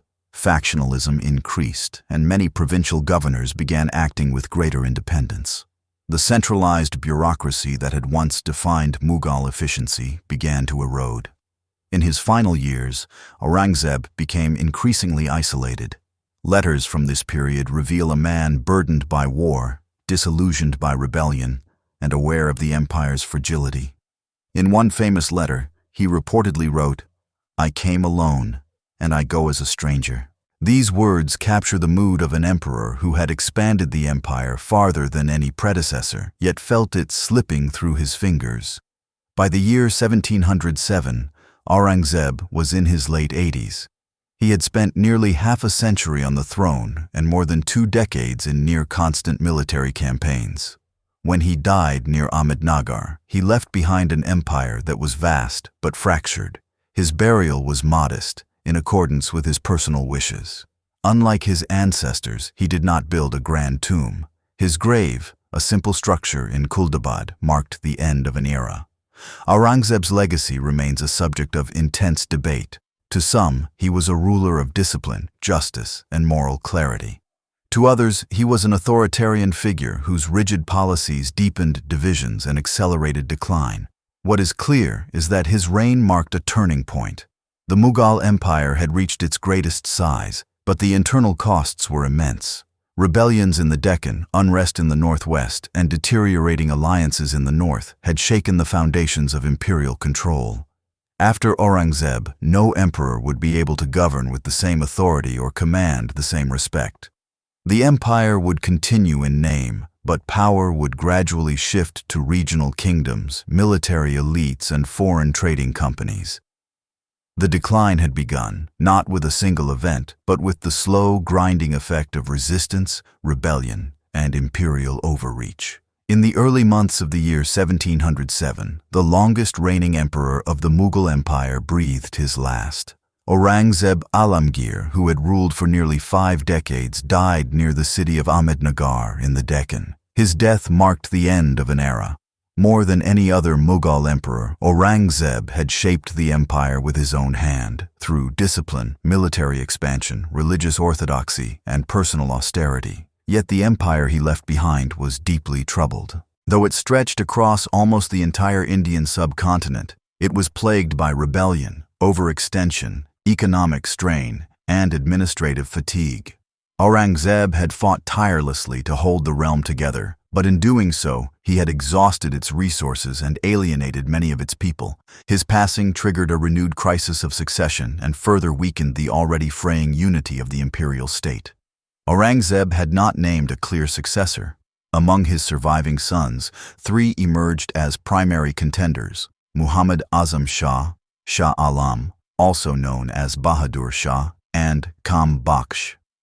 Each had been entrusted with administrative and military duties during their father's lifetime, and each now viewed himself as the rightful heir. The first to act was Muhammad Azam Shah, the eldest of the 3 who had been with Aurangzeb during his final days. Azam Shah quickly declared himself emperor and began to assert authority from the southern territories. However, his claim was immediately challenged by Shah Alam, the more experienced of the brothers, who had governed parts of the north and held greater support among senior nobles. In the weeks following Aurangzeb's death, a new civil war began, not as prolonged or bloody as the succession conflict after Shah Jahan's fall, but still deeply damaging. The decisive battle took place near Jajau, in present-day Madhya Pradesh. The 2 imperial armies, led by Azam Shah and Shah Alam respectively, met in combat. Shah Alam emerged victorious. Azam Shah was killed along with 2 of his sons. Soon after, Kam Bakhsh, the youngest brother who had declared independence in the Deccan, was also defeated and killed. By the end of the year 1707, Shah Alam secured the throne and took the imperial name Bahadur Shah. Though he succeeded in claiming the crown, he inherited an empire significantly weaker than the one his father had ruled. The central administration was stretched thin, the provinces had grown defiant, and the military was demoralized from years of attrition. Bahadur Shah attempted to reverse some of his father's more rigid policies. He softened religious persecution, reached out to Hindu nobles, and attempted reconciliation with the Rajputs. He also sought to improve relations with the Marathas, though trust was limited and conflict persisted. These efforts earned him the nickname Shah-e-Bekabar, or the unaware king, among some conservative factions, who viewed his conciliatory policies as a betrayal of Aurangzeb's legacy. Despite his moderate approach, Bahadur Shah struggled to reassert control.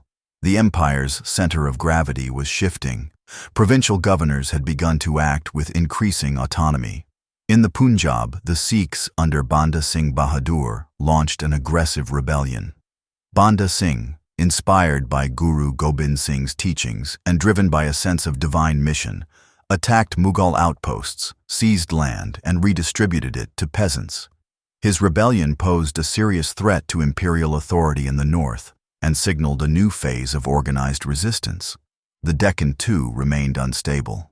Though Aurangzeb had formally subdued the sultanates of Bijapur and Golconda, Mughal control remained superficial. The Marathas, now led by a confederation of chiefs and military commanders, re-emerged with renewed strength.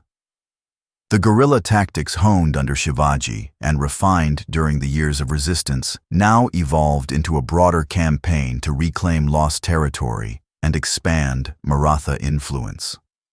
Bahadur Shah's reign lasted only a few years. He died in the year 1712, having barely begun the work of restoring order.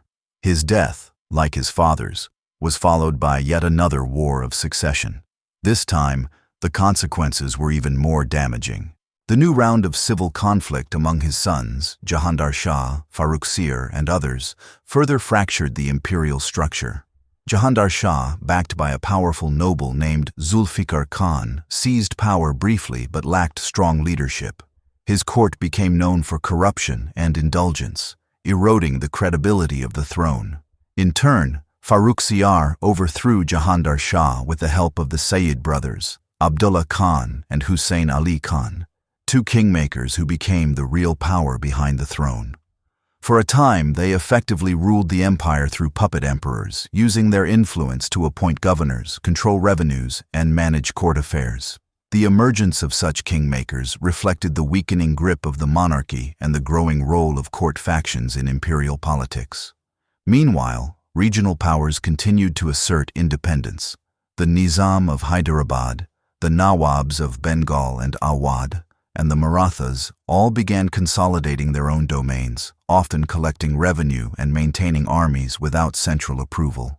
Though these states still nominally acknowledged Mughal sovereignty, in practice they operated as independent kingdoms. The imperial army, once the pride of the empire, had become bloated and undisciplined. Reforms were sporadic and ineffective. Without a strong center to coordinate command, provincial forces often acted according to local interests. Revenue collection became increasingly inefficient as corruption grew, and tax farmers exploited their positions. In many regions, peasants and local elites turned to alternative authorities, Maratha chieftains, Sikh leaders, or independent Nawabs, for protection and justice. The decline in court culture mirrored the erosion of political authority. The vibrant artistic and literary patronage of earlier emperors diminished. Architecture slowed to a trickle. The court, once a symbol of imperial dignity and Persianate elegance, became entangled in petty intrigues and factional rivalries. By the second decade of the 18th century, the Mughal Empire still occupied the maps of chroniclers and diplomats, but its internal coherence had nearly vanished. It remained a symbol, a throne in Delhi, a seal on imperial orders, but its ability to enforce policy, raise revenue, and maintain stability was in steep decline. Aurangzeb's death had exposed what decades of military expansion and administrative centralization had hidden, that the empire's foundation was no longer secure. His successors lacked both the charisma and capacity to adapt to a changing world. The empire had become too large to manage, too complex to govern by force, and too fragmented to unify through compromise. And so, with each passing year, the emperor in Delhi became less a ruler and more a relic, a shadow of past glory surrounded by courtiers, while power leaked away to the provinces and the battlefield. The next turning point would come not from within India, but from beyond its borders. As the Mughal Empire staggered under the weight of succession wars and internal revolt, a shock would soon arrive from Persia, one that would rattle the heart of the empire and shatter its illusion of invincibility. In the wake of Aurangzeb's death and the unstable reigns that followed, the Mughal Empire entered the 18th century in a state of deepening crisis. From the imperial court in Delhi to the distant provinces, the authority of the central government weakened year by year. Once the most powerful state in the Indian subcontinent, the empire now faced an uncomfortable reality. It had lost its grip over its own territory. The years immediately following the death of Bahadur Shah were defined by a sequence of civil wars. Each emperor who rose to the throne did so not through orderly succession but through bloodshed and court intrigue. The Sayyid brothers, Abdullah Khan and Hussein Ali Khan, played the role of kingmakers, installing and removing emperors at will. Their influence over the imperial court reached its peak under Farrukhsiyar, who ascended to the throne in the year 1713 with their backing. Farrukhsiyar's reign was a clear demonstration of imperial weakness. Though he sat on the throne, real power rested with the Sayyid brothers. They dominated court appointments, military commands, and revenue policy. Their interference created widespread resentment among other nobles, especially those in the Turani and Irani factions, who viewed the Sayyids as upstarts.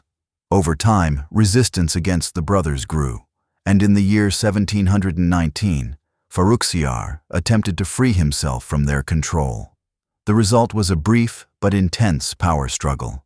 Farrukhsiyar was deposed, blinded, and executed. The Sayyid brothers then elevated another puppet emperor, Rafi-ud-Darajat, who ruled for only a few months before being replaced. These rapid successions, driven not by merit but by factional manipulation, further destabilized the court. The monarchy was reduced to a ceremonial role, while real power was distributed among competing military cliques and regional strongmen. This erosion of authority at the center created space for regional powers to rise. Across the subcontinent, ambitious governors and military commanders began to act independently, collecting taxes, forming armies, and ruling as de facto kings, while still nominally recognizing the Mughal emperor. In Bengal, the appointment of Murshid Quli Khan as governor marked a turning point. He moved the capital from Dhaka to Murshidabad and established tight control over revenue collection. Though he sent tribute to the imperial court, he ruled Bengal with full autonomy, building infrastructure, reforming administration, and maintaining his own army. The province became prosperous and powerful, effectively independent in all but name. In the Deccan, the Nizam-ul-Mulk, Asaf Jah, rose to prominence. A seasoned general and former Mughal noble, he became disillusioned with the politics of Delhi and resigned his position at court. In the year 1724, he declared himself the Nizam of Hyderabad and established his own dominion in the south. While he continued to acknowledge Mughal suzerainty, he governed independently, managing his territory with efficiency and maintaining a standing army. The Nizam's state would remain a major player in Indian politics for generations. In Awadh, Saadat Khan established another semi-autonomous regime. Appointed governor in the 1720s, he used his position to strengthen local authority, reform tax collection, and build a strong provincial administration. Like Bengal and Hyderabad, Awadh remained nominally under Mughal control, but operated independently in practice. These regional leaders were not rebels in the traditional sense. They often paid tribute to Delhi, minted coins in the emperor's name, and maintained ceremonial ties. But they no longer obeyed imperial commands, nor did they expect support from the center. The Mughal Empire had become a patchwork of powerful provinces, each managed by its own ruler, each increasingly detached from the imperial court. Meanwhile, the Marathas continued their rapid expansion. After decades of resistance and guerrilla warfare, they had grown into a formidable confederacy with a well-organized system of administration and a strong cavalry force.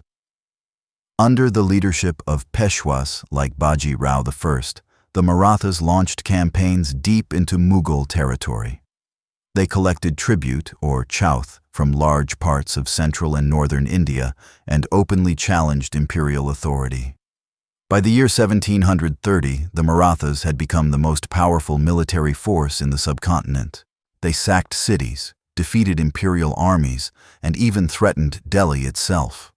Although they did not seek to destroy the Mughal Empire outright, they viewed it as a declining power that could be manipulated for their own ends. Their rise marked a shift in the balance of power, from a centralized empire to a subcontinent dominated by regional confederacies. Religious and ethnic identities also began to influence political developments. In Punjab, the Sikh movement, which had militarized during Aurangzeb's rule, gained momentum under Banda Singh Bahadur and subsequent leaders. Despite suffering heavy repression, the Sikhs maintained a strong presence in the region, organizing themselves into misls, or military brotherhoods, which later formed the foundation of the Sikh Confederacy. In Rajasthan, Rajput kingdoms like Jaipur and Jodhpur reasserted their independence. Though they had once been loyal allies of the Mughal throne, they now acted as sovereign states, making their own treaties, raising armies, and managing foreign relations. Their break from the center was both a political and cultural shift, as they emphasized local traditions, languages, and courts. Amid this fragmentation, the Mughal emperors continued to hold court in Delhi, surrounded by a shrinking circle of loyalists. Rituals continued, coins were minted, and edicts were issued, but few beyond the immediate capital took notice. The emperor's role had become symbolic, a figurehead clinging to a throne that no longer commanded obedience. This symbolic authority was tested in the most dramatic fashion in the year 1739, when a foreign force appeared on the northern horizon. Nadir Shah, the powerful ruler of Persia, invaded India with a large and disciplined army. His motive was partly revenge against Afghan tribes who had sought refuge in Mughal lands, but it was also an opportunity to plunder one of the richest cities in the world, Delhi. The Mughal emperor at the time, Muhammad Shah, failed to organize an effective defense. Imperial forces were defeated at the Battle of Karnal, and Nadir Shah marched into Delhi unopposed. What followed was one of the most devastating episodes in the city's history. After a minor scuffle between Persian soldiers and Delhi locals, Nadir Shah ordered a full-scale massacre. Thousands of residents were killed, the city was looted, and the Persian army carried off immense treasures, including the famed Peacock Throne and the Koh-i-Noor diamond. Nadir Shah's invasion shattered whatever illusion remained of Mughal power. The emperor had been humiliated, the capital devastated, and the treasury emptied. Although Nadir Shah eventually withdrew, leaving the emperor nominally in place, the damage was done. Foreign powers had seen firsthand the vulnerability of the empire. Regional rulers realized that the Mughal throne could no longer protect them, nor punish them. A new age of decentralized rule had begun. In less than 4 decades since Aurangzeb's death, the Mughal Empire had collapsed from within. Court politics had become factional and treacherous, emperors had become pawns, and regional powers had risen to fill the void. The symbolic authority of Delhi lingered, but its practical influence had vanished. By the late 1730s, the Mughal Empire was no longer a true empire in anything but name. It still commanded reverence on paper. Its emperors still performed elaborate rituals in the halls of Delhi's Red Fort. Coins were still minted with the imperial seal, and envoys continued to be received with ceremony. But outside the ceremonial walls, real power had slipped from their grasp. India was now a fragmented mosaic of ambitious regional powers, rebellious confederacies, and indifferent governors. Into this landscape of decline and disunity stepped a new figure, Nadir Shah, the ruler of Persia. Nadir Shah was not a man of royal birth. He rose from humble origins, born in a small village in northeastern Persia, and became one of the most formidable military leaders of the early modern era. After consolidating his position in Persia, defeating the Safavids and crushing internal rebellion, he began to look eastward. His motivation was twofold. First, he sought to pursue Afghan rebels who had taken refuge in Mughal territory. Second, and more importantly, he saw in India a wealthy and weakened neighbor ripe for plunder. The Mughal emperor at this time was Muhammad Shah, a ruler known for personal indulgence and political indecision. His court was marked by intrigue, vanity, and a dangerous detachment from the realities of a crumbling empire. Muhammad Shah, like many of his recent predecessors, had little ability to enforce order beyond the capital. His forces were poorly trained, his administration riddled with corruption, and his treasury stretched thin. When Nadir Shah's forces crossed the Indus River in late 1738, there was no coordinated response from the Mughal court. The Persian army was disciplined, battle-hardened, and well-equipped. They swept through the Punjab with minimal resistance, defeating local forces with ease. Alarm finally reached Delhi when it became clear that the invaders were not merely on a punitive raid, but marching toward the imperial capital itself. The Mughal emperor, caught unprepared, hastily assembled a force and met Nadir Shah's army near Karnal, north of Delhi. What followed was a swift and crushing defeat. The Battle of Karnal, fought in February of 1739, lasted only a few hours. The Mughal army was routed. Key nobles fled the field. The emperor was taken prisoner and escorted by Nadir Shah into Delhi. The people of the city, unaware of the full extent of the disaster, initially received the Persian king with guarded curiosity. For a few days, Nadir Shah maintained the appearance of civility. He demanded that the emperor recognize his authority in the region and hand over certain Afghan rebels. But tensions in the city escalated rapidly. Rumors spread. A quarrel between Persian soldiers and local residents escalated into violence. On the morning of March the 11th, Nadir Shah gave the order that would become infamous in Indian history. He commanded his troops to massacre the inhabitants of Delhi. What followed was a day of horror and devastation. Streets were filled with bodies. Houses were looted and set ablaze. Palaces, markets, and mosques were sacked. Thousands of civilians, men, women, and children, were killed. Estimates of the death toll vary widely, but the destruction was universally recognized as catastrophic. The emperor Muhammad Shah, humiliated and helpless, watched as his capital was torn apart.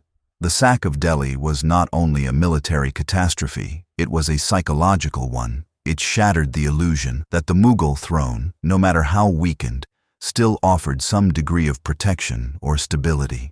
The people of Delhi, nobles and commoners alike, were forced to confront the brutal reality that the emperor could no longer defend his city or his subjects.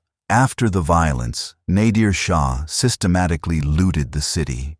The Persian army carted off enormous treasures.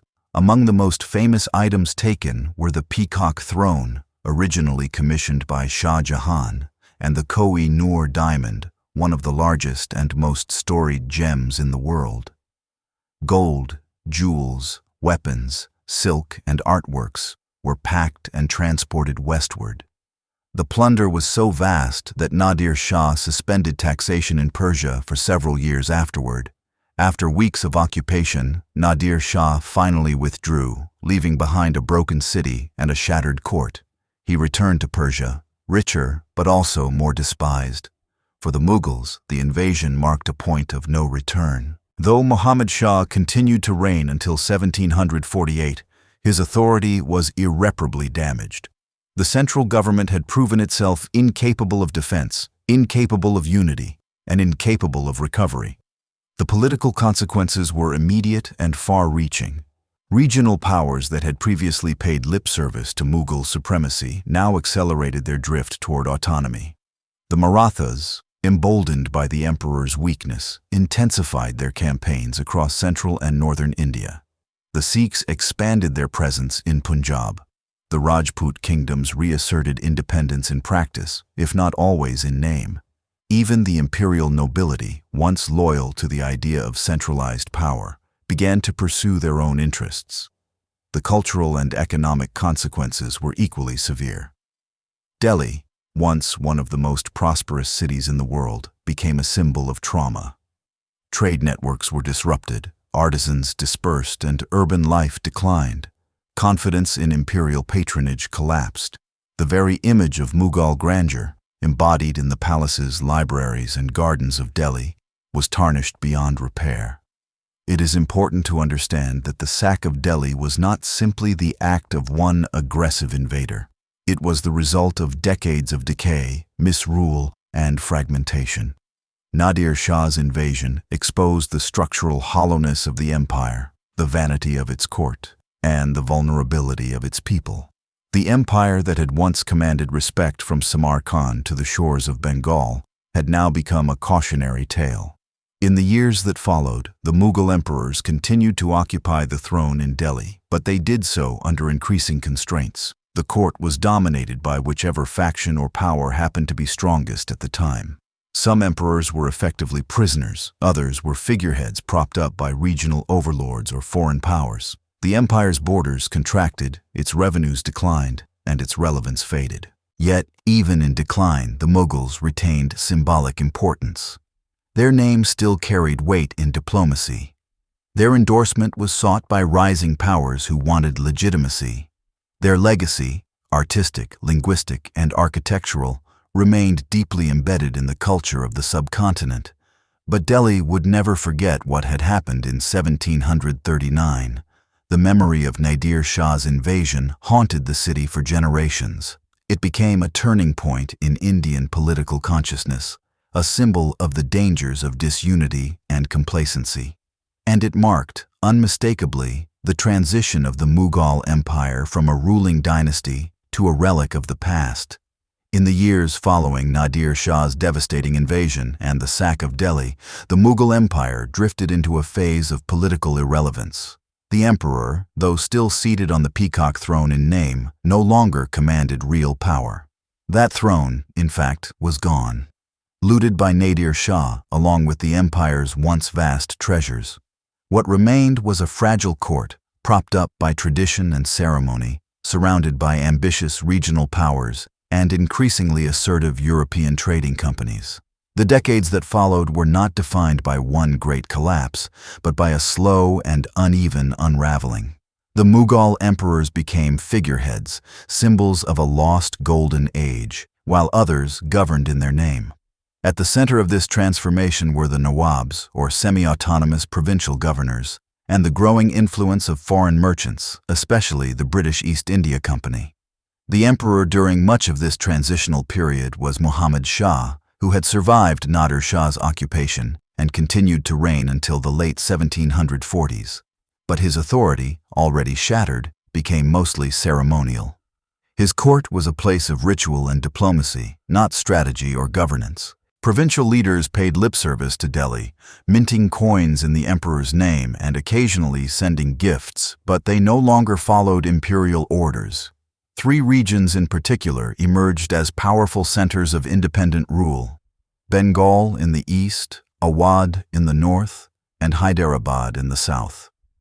The men who ruled these areas, Nawabs and Nizams, held immense power, maintained their own armies, and conducted their own foreign policy. Though they claimed to govern on behalf of the Mughal emperor, they were emperors in all but title. In Bengal, the rise of Nawab Alivardi Khan marked a turning point. A capable general and administrator, he seized power in the early 1740s and repelled repeated Maratha raids on his territory. Bengal, with its fertile plains and thriving trade networks, became one of the richest regions in India. Alivardi Khan maintained nominal loyalty to the Mughal throne, but made no effort to obey its commands. His court in Murshidabad rivaled Delhi in splendor, and his revenues far exceeded those of the emperor. After his death, his grandson Siraj-ud-Dawla succeeded him. Young, Impulsive and ambitious, Siraj inherited both the wealth and the enemies of his grandfather. His rule would set the stage for one of the most pivotal confrontations in Indian history, the Battle of Plassey. To the west, in Awadh, another powerful family was consolidating control. Saadat Ali Khan, a Persian noble who had risen through the Mughal ranks, established himself as the Nawab of Awadh. His successors ruled from Faizabad and later from Lucknow, creating a court culture that blended Persian refinement with Indian traditions.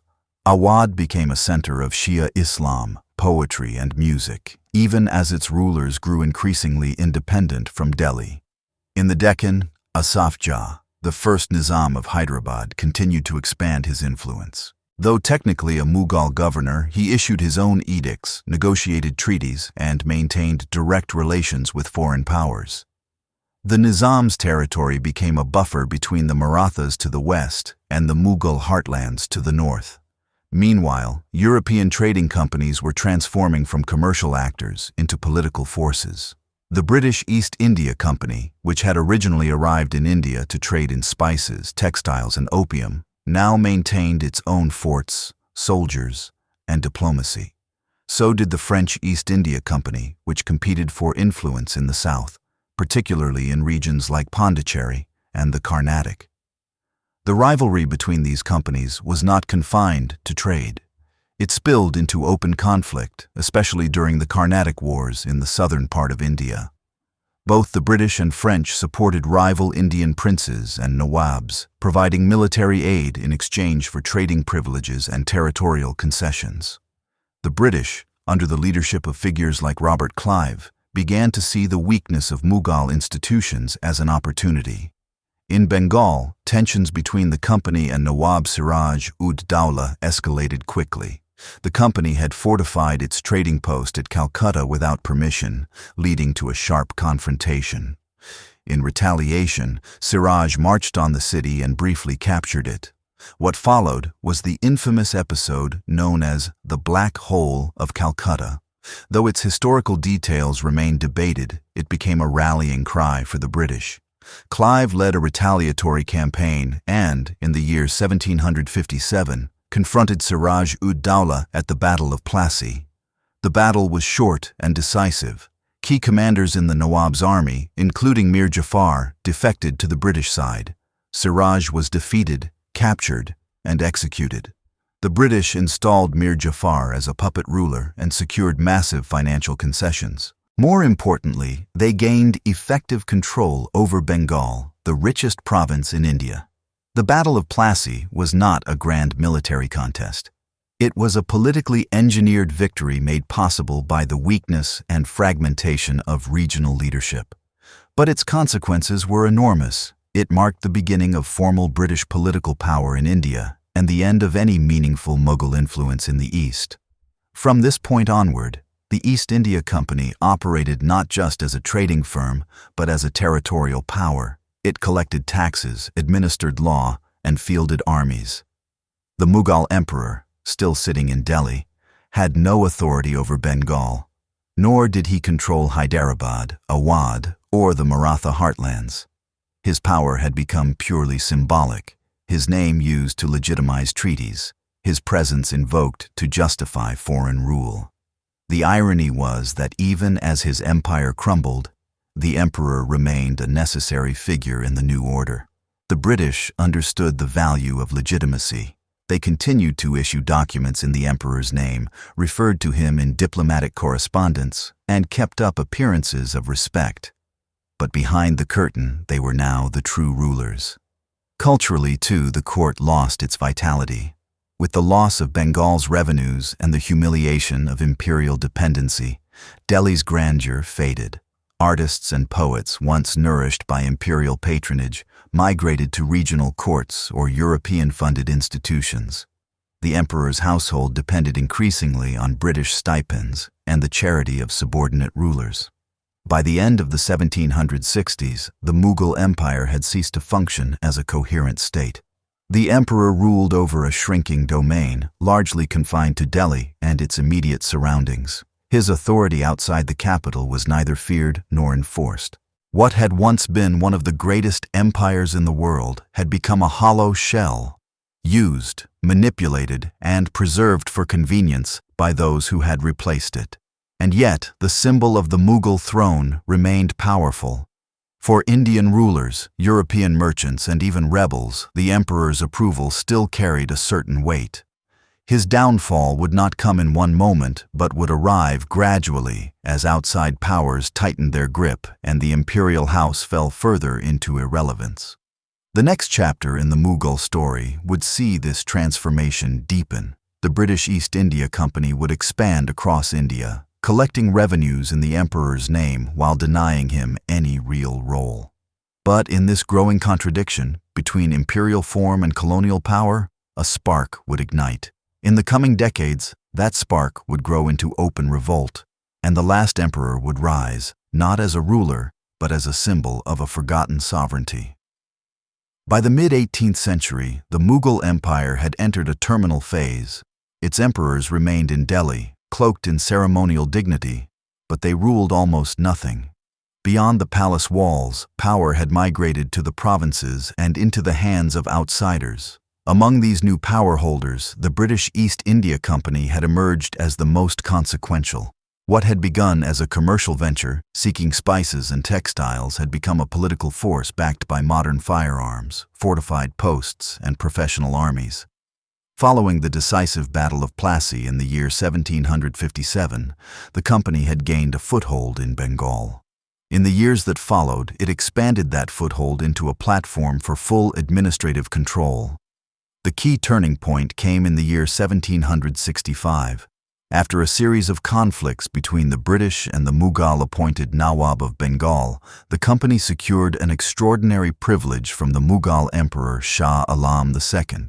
This was the Diwani, the right to collect land revenue in Bengal, Bihar, and Orissa. Though the emperor still sat in Delhi, it was now the British who collected taxes on his behalf. The company agreed to pay him a modest tribute in return, but the real prize was political. With the Diwani in hand, the East India Company gained access to vast financial resources. No longer reliant on trade alone, it could now sustain its military forces with Indian revenues. This made further expansion possible, and the company soon moved into neighboring territories, using a combination of treaties, warfare, and political manipulation. Ironically, the grant of the Diwani came during a time when the emperor himself was wandering, nearly powerless. Shah Alam II, the son of Alamgir II, had initially tried to reassert some imperial authority in the eastern provinces, but after suffering defeat at the hands of the British at the Battle of Buxar in the year 1764, he had little choice but to cooperate.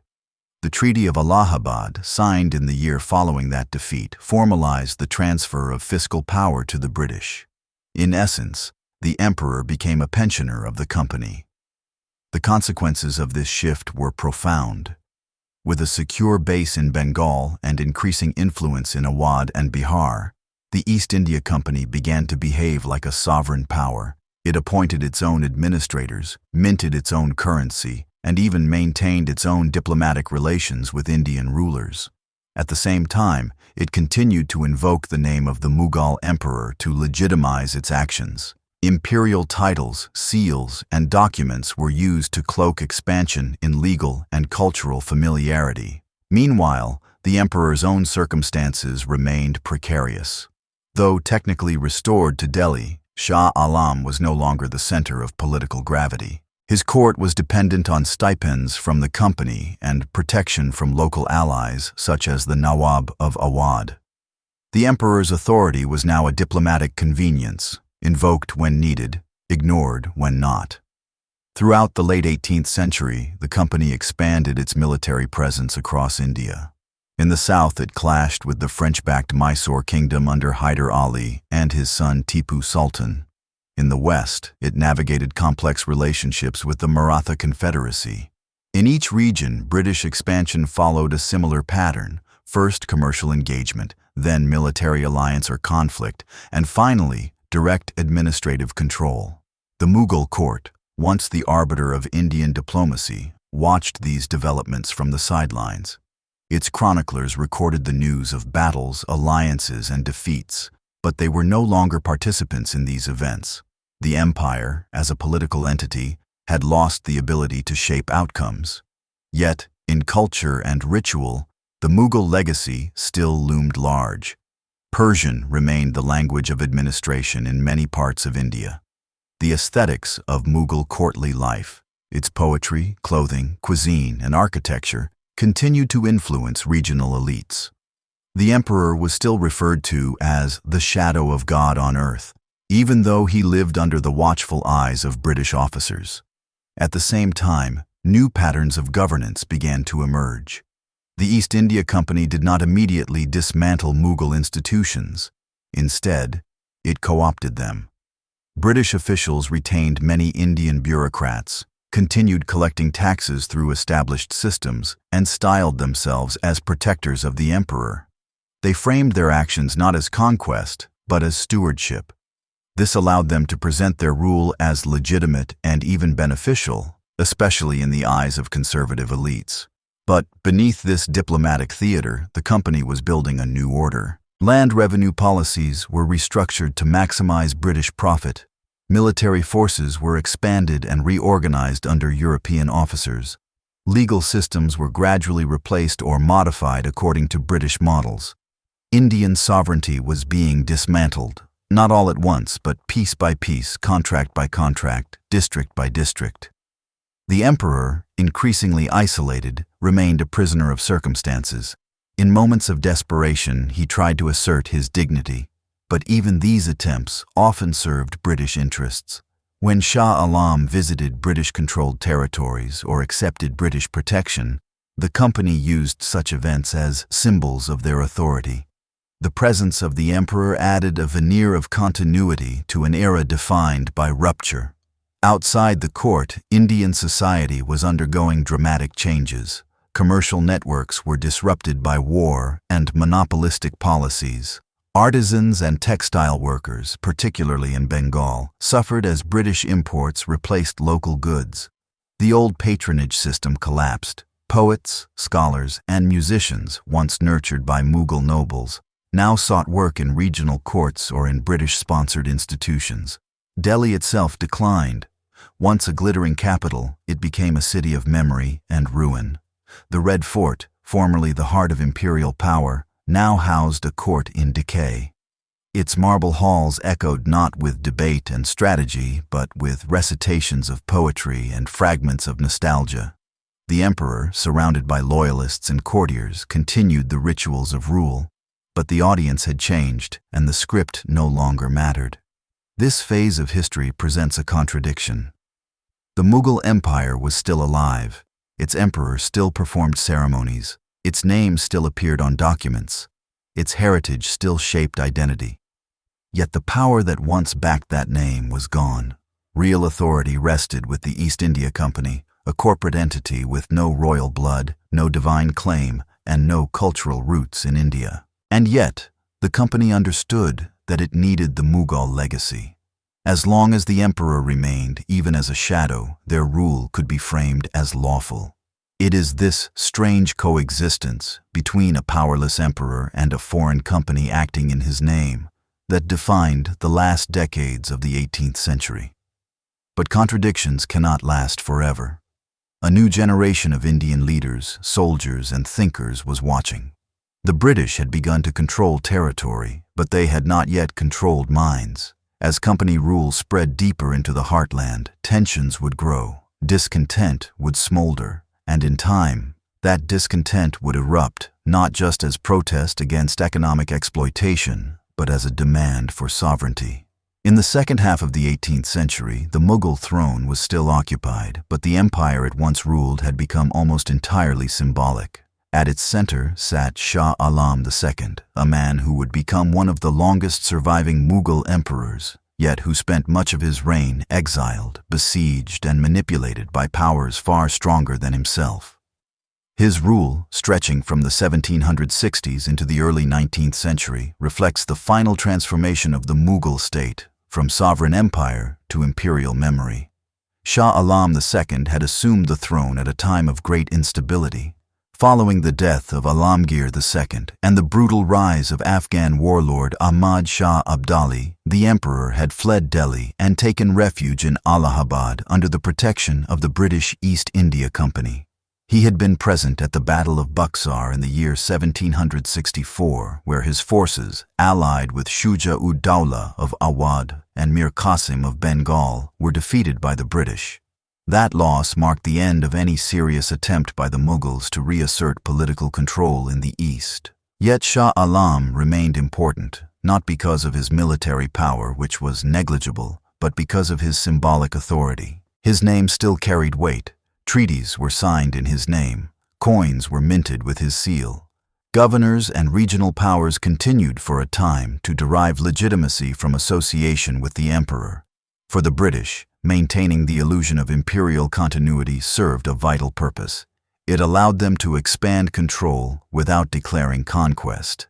In the year 1765, the Treaty of Allahabad formalized this new arrangement. The East India Company received the Diwani, or the right to collect revenue, in Bengal, Bihar, and Orissa, three of the wealthiest provinces of the former empire. In return, Shah Alam received a pension and nominal recognition as sovereign. But in reality, he was a figurehead, a shadow emperor whose writ no longer extended beyond the walls of his own tent. For several years, Shah Alam remained in Allahabad, far from the Mughal capital. His court consisted of loyal retainers, impoverished nobles, and poets who still clung to the fading elegance of Persianate culture. But he longed to return to Delhi, to reclaim at least the symbolic heart of his ancestors' domain. That opportunity came in the early 1770s. The Marathas, who had re-established dominance in northern India after their devastating loss at the Third Battle of Panipat, decided to reinstall Shah Alam in Delhi. For them, supporting the emperor was politically useful. It allowed them to claim they were acting under imperial orders, even as they ruled autonomously. With Maratha backing, Shah Alam returned to Delhi and was restored to the throne in ceremonial terms. But the capital he returned to was not the imperial metropolis of earlier centuries. Delhi had suffered repeated invasions, internal conflicts, and economic collapse. The Mughal court now existed in a reduced and fragile state, reliant on Maratha protection and without meaningful administrative power. Worse still, Shah Alam's personal suffering was far from over. In the year 1788, Ghulam Qadir, a Rohilla Afghan warlord, seized control of Delhi and held the emperor hostage. In one of the most brutal episodes of Mughal decline, Ghulam Qadir looted the Red Fort, humiliated the imperial family, and ultimately blinded Shah Alam in a grotesque act of revenge and dominance. The emperor was left disfigured and humiliated, a prisoner in his own palace. It was the Marathas, once again, who arrived to drive Ghulam Qadir out and restore some semblance of order. But the episode marked a symbolic nadir. The Mughal emperor, once revered as the shadow of God on earth, was now a blind captive, reduced to a passive witness of his own degradation. Yet even in this broken state, Shah Alam remained politically useful. The British, who had by now consolidated control over much of eastern and southern India, continued to invoke his name. In the aftermath of his blinding, they increased their influence in Delhi under the guise of offering protection and order. British officers were stationed near the court. Communications from the emperor were screened. His stipend was regulated by the company, and his movements monitored. Through the late 18th and early 19th centuries, the British strategy became increasingly clear. They did not immediately abolish the Mughal throne. Instead, they preserved it as a relic of legitimacy, useful in negotiations, helpful in pacifying conservative elites, and convenient in presenting British rule as a continuation rather than a rupture. Meanwhile, the empire had become a patchwork of fragmented sovereignties. The Nizam of Hyderabad, the Nawabs of Awadh, and the Maratha Peshwas all governed their own territories independently. The Sikh Confederacy rose in Punjab. The Kingdom of Mysore, first under Hyder Ali and then Tipu Sultan, challenged British expansion in the south. Each of these powers acknowledged the emperor in theory, but none followed his commands. The British East India Company emerged as the true hegemon. After defeating Tipu Sultan in the early 19th century and breaking Maratha power in a series of wars, the company controlled vast swathes of territory across India. Bengal, Bombay, and Madras presidencies functioned as parallel states with their own administrative systems, armies, and revenue structures. These were British domains in all but name. Shah Alam II died in the year 1806 after a reign of nearly 5 decades. His life had encompassed the transformation of India from a fragmented imperial system to a colonial one. He had been crowned emperor, exiled, restored, blinded, and ultimately domesticated under foreign control. Few lives in Indian history reflect such a dramatic arc of rise, fall, and manipulation. His successor, Akbar Shah II, inherited little more than ritual authority. British control was now deeply entrenched. The court in Delhi had become a cultural museum, home to poets, painters, and scholars, but politically irrelevant. The emperor's role was to perform ceremonies, approve symbolic decrees, and entertain visitors. His stipend was paid by the British. His guards were British. His future depended entirely on the goodwill of a foreign corporation. And yet, even in this reduced state, the Mughal court retained a strange allure. It remained a center of refinement. Poets such as Ghalib and Zauq composed their verses in its shadow. Court painters continued to depict scenes of imperial grandeur. For many Indians, the emperor remained a symbol of a shared past, a living memory of a different kind of order. This memory would soon be put to the test. As British power expanded, so too did resistance. In cities and villages, in armies and markets, dissatisfaction began to grow. Economic hardship, social disruption, and religious interference generated widespread resentment. And when the moment of rebellion finally arrived, it would be in the name of the very emperor the British had sought to contain. The last Mughal emperor, Bahadur Shah Zafar, would rise not as a monarch, but as a symbol. A poet more than a politician, an old man more than a warrior. He would find himself at the center of a rebellion that sought to reverse 2 centuries of decline. The Mughal Empire, in its final act, would re-enter history not as conqueror, but as the banner of a people in revolt. As the 19th century unfolded, the Mughal Empire was a name only, a faded emblem of former glory, reduced to ritual and memory. The British East India Company had become the undisputed authority across most of the Indian subcontinent, with administrative control, military dominance, and economic supremacy.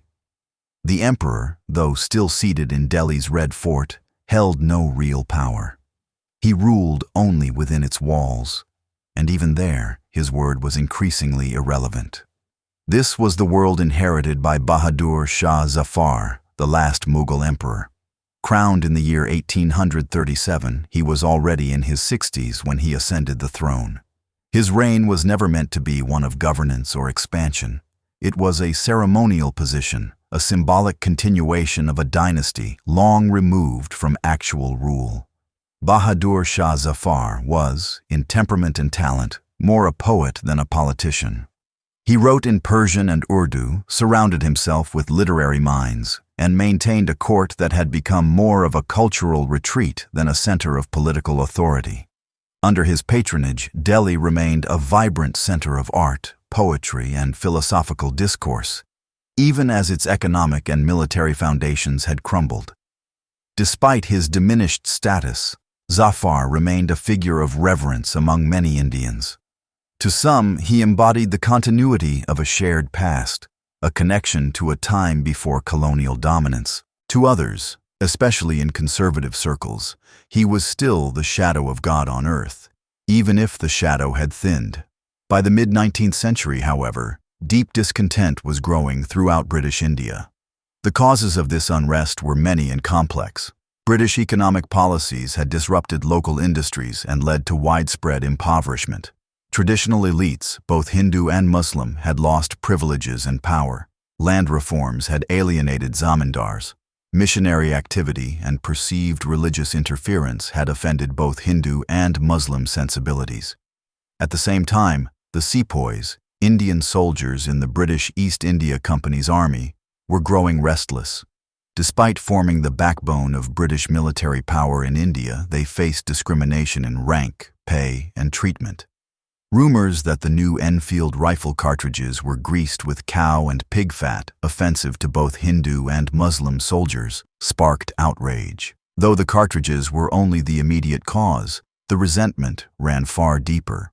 In the spring of the year 1857, this discontent erupted into open rebellion. It began in Meerut, where sepoys refused to use the cartridges and were punished harshly. Their comrades mutinied, killed British officers, and marched toward Delhi. Upon reaching the capital, they sought out the emperor, Bahadur Shah Zafar. At first, Zafar was reluctant to get involved. He had no army of his own, no political base, and no experience in military leadership. But the rebels insisted. They saw in him the last vestige of legitimate rule, the only figure who could unite Indians of different backgrounds under one banner. Whether out of fear, duty, or desperation, Zafar agreed. He became the nominal head of what would later be called the First War of Indian Independence by some, and the Sepoy Mutiny by others. For a brief moment, it seemed as if history had turned back. The Red Fort once again became a seat of proclamations. Declarations were issued in Zafar's name, calling on Hindus and Muslims to rise together and expel foreign rule. Rebels from across northern India flocked to Delhi. Cities such as Kanpur, Lucknow, Jhansi, and Bareilly joined the uprising. Old regional rulers, dispossessed and humiliated, found new purpose in rebellion. But the illusion of unity was short-lived. The rebellion lacked central coordination, consistent leadership, and a unified vision. While Zafar was declared emperor by the rebels, he had little actual control over their actions. Within Delhi, chaos reigned. Rebel factions disagreed on objectives. Some committed atrocities against British civilians, which in turn hardened British resolve. The British response was swift and brutal. Reinforcements were brought in from across the empire. Siege operations were launched against rebel-held cities. In Delhi, the British Army, after months of intense fighting, finally breached the city in September of the year 1857.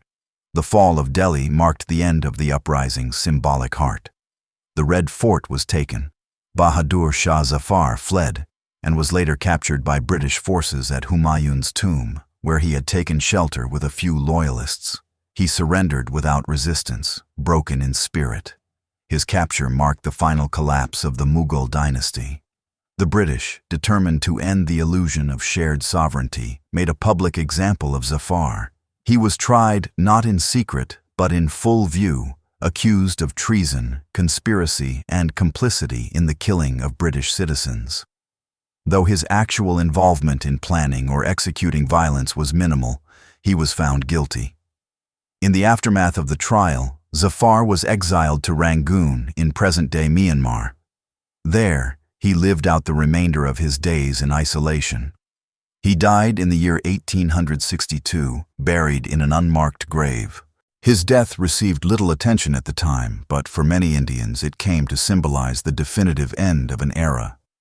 The British, having crushed the rebellion, abolished the Mughal throne entirely. The East India Company was dissolved, and governance of India passed directly to the British Crown under Queen Victoria. Delhi was no longer the capital. The Red Fort, once the seat of emperors, was converted into a British military garrison. Many members of the royal family were exiled or executed. The surviving princes and nobles who had supported the rebellion were stripped of titles, land, and honor.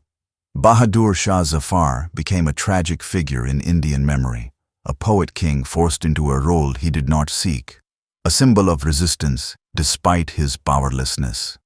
His poetry, written in exile, reflects both sorrow and reflection. In one of his most famous verses, he lamented, "Kitna hai badnaseeb Zafar dafan ke liye do gaz, zameen bhi na mili kuए यार में." How unlucky is Zafar, For burial, not even 2 yards of land were granted in the land of his beloved. The fall of Bahadur Shah. Zafar and the events of 1857 marked the final page in the story of the Mughal Empire. What had begun more than 3 centuries earlier with Babur's victory at Panipat ended not with glory but with exile, humiliation, and loss. And yet, the Mughals did not vanish from Indian life. Their legacy, architectural, linguistic, culinary, artistic, remained. The Taj Mahal still stood. Urdu poetry still flourished. Mughal miniatures, court traditions, and urban layouts continued to shape Indian culture. Even their political memory lingered, invoked by nationalists and historians, remembered in books and ballads, mourned and mythologized. The empire was gone, but its story was far from forgotten. The final chapter had closed, but the book remained open, in memory, in identity, and in the enduring fabric of South Asia itself. With the fall of Bahadur Shah Zafar and the suppression of the uprising of 1857, the Mughal Empire formally came to an end. Yet, as the empire passed into history, its legacy only grew more deeply embedded in the life, culture, and identity of the Indian subcontinent. What the Mughals left behind was not just a record of kings and battles, but a living imprint on language, architecture, governance, and everyday life. In this final section, we explore how the empire's presence endures long after its political death. The Mughal Empire had always been more than a political structure.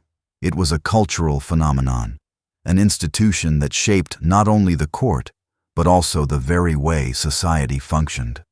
From the grand mosques and tombs that still dominate city skylines, to the hybrid language that became a mother tongue for millions, the Mughal influence penetrated deep into the subcontinent's fabric.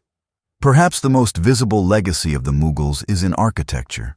The dynasty's building projects were not simply acts of vanity, but expressions of imperial ideology.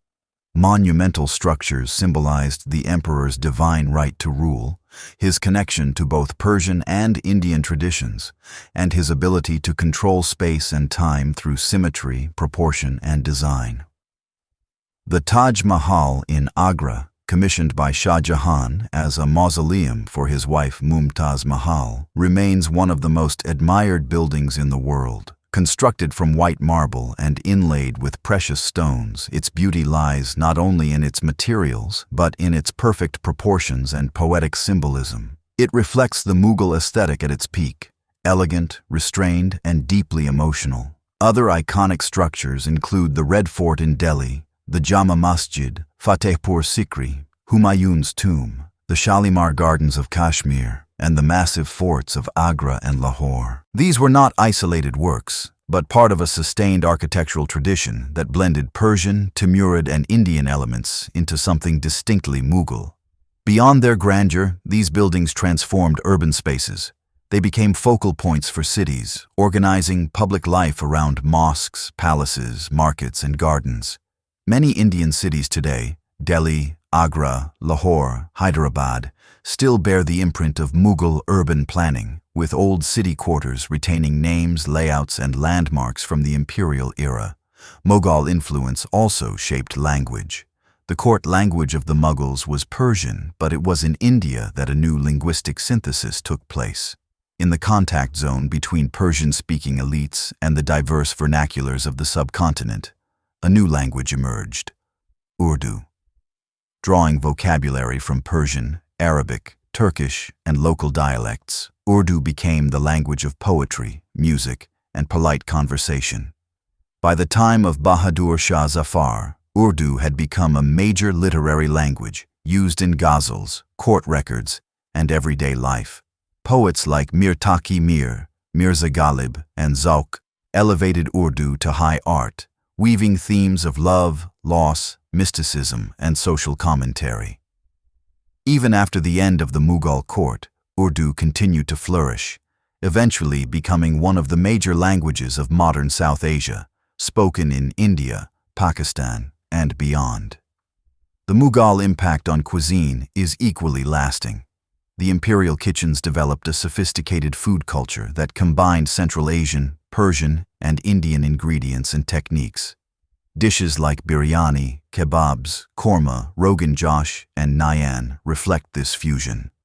The use of spices, dry fruits, rosewater, saffron, and slow-cooked meats became hallmarks of Mughal-inspired cuisine. These culinary traditions spread far beyond the royal court. Over time, they entered the kitchens of nobles, merchants, and common households. Today, what is commonly known as Mughlai cuisine continues to be a central part of South Asian dining, served in homes, restaurants, and celebrations across the region. In governance, the Mughal contribution was equally significant. Akbar's administrative reforms, including the Mansabdari system, standardized revenue collection and created a centralized bureaucracy that remained influential well into the colonial era.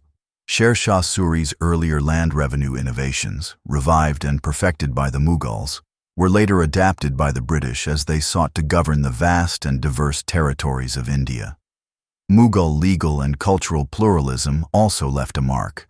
Though rulers like Aurangzeb moved toward religious orthodoxy, earlier emperors such as Akbar promoted a model of tolerance and coexistence. The inclusion of Rajputs in high office, the abolition of the jizya tax during Akbar's reign, and the translation of Sanskrit texts into Persian were all examples of an empire trying to reconcile difference through policy. These gestures of pluralism were not without limits, but they contributed to the idea of India as a composite culture, a land where multiple faiths, languages, and traditions could coexist under a single political framework. This legacy has continued to shape modern Indian identity and debates around secularism, unity, and diversity. The Mughals also fostered advancements in science, astronomy, and historiography. Court historians such as Abul Fazl and Badauni wrote detailed accounts of imperial administration and thought. The Aini Akbari and Akbarnama remain invaluable sources for historians. The tradition of recording events meticulously, often illustrated through miniature paintings, created an enduring visual archive of court life, ceremonies, and battles. Even in their decline, the Mughals influenced political imagination. In the 18th and 19th centuries, many regional rulers, from Hyderabad to Awadh, styled themselves in Mughal fashion, adopting Persian titles, court rituals, and even architectural styles. Even when they were politically independent, they saw themselves as inheritors of a cultural model set by the Mughals. The British, too, were influenced by the legacy they had helped dismantle. Early colonial officials admired Mughal administration and aesthetics. William Jones, James Prinsep, and other Orientalists studied Persian, translated texts, and documented Mughal monuments. The British even modeled aspects of their colonial architecture on Mughal forms, creating a hybrid style in cities like Delhi and Lahore. In modern times, the Mughal legacy remains contested but unavoidable. In India, their story is both celebrated and debated. For some, the Mughals represent a high point of artistic and intellectual achievement. For others, they symbolize foreign rule. In Pakistan, the Mughals are often viewed as Muslim heroes and cultural icons. In Bangladesh, their administrative policies and integration of Bengal are remembered. Across South Asia, the memory of the Mughals is refracted through history, politics, and identity. Their names adorn roads, colleges, and towns. Their monuments are UNESCO World Heritage Sites. Their poetry is studied in schools. Their food is served at weddings. Their stories are told in films, novels, and television dramas. The empire may have fallen, but its cultural life continues. More importantly, the Mughals have become part of how South Asia tells its own story. They represent both continuity and change, conquest and coexistence, glory and tragedy. Their story is not just about emperors and wars. It is about the shaping of a civilization over centuries of dialogue between cultures, languages, and peoples. The Mughal Empire may have ended in exile, rebellion, and defeat, but what it built, its cities, languages, cuisines, arts, and ideas, continues to echo through time. It shaped not only how South Asia looked, but how it thought and dreamed. And so, the story of the Mughal Empire does not end with a battle or a treaty. It ends instead in the world around us, still alive in the domes that rise over Delhi, in the verses whispered in Urdu poetry, in the saffron-scented biryanis of Indian kitchens, and in the pages of history where past and present continue their eternal conversation. Eternal conversation.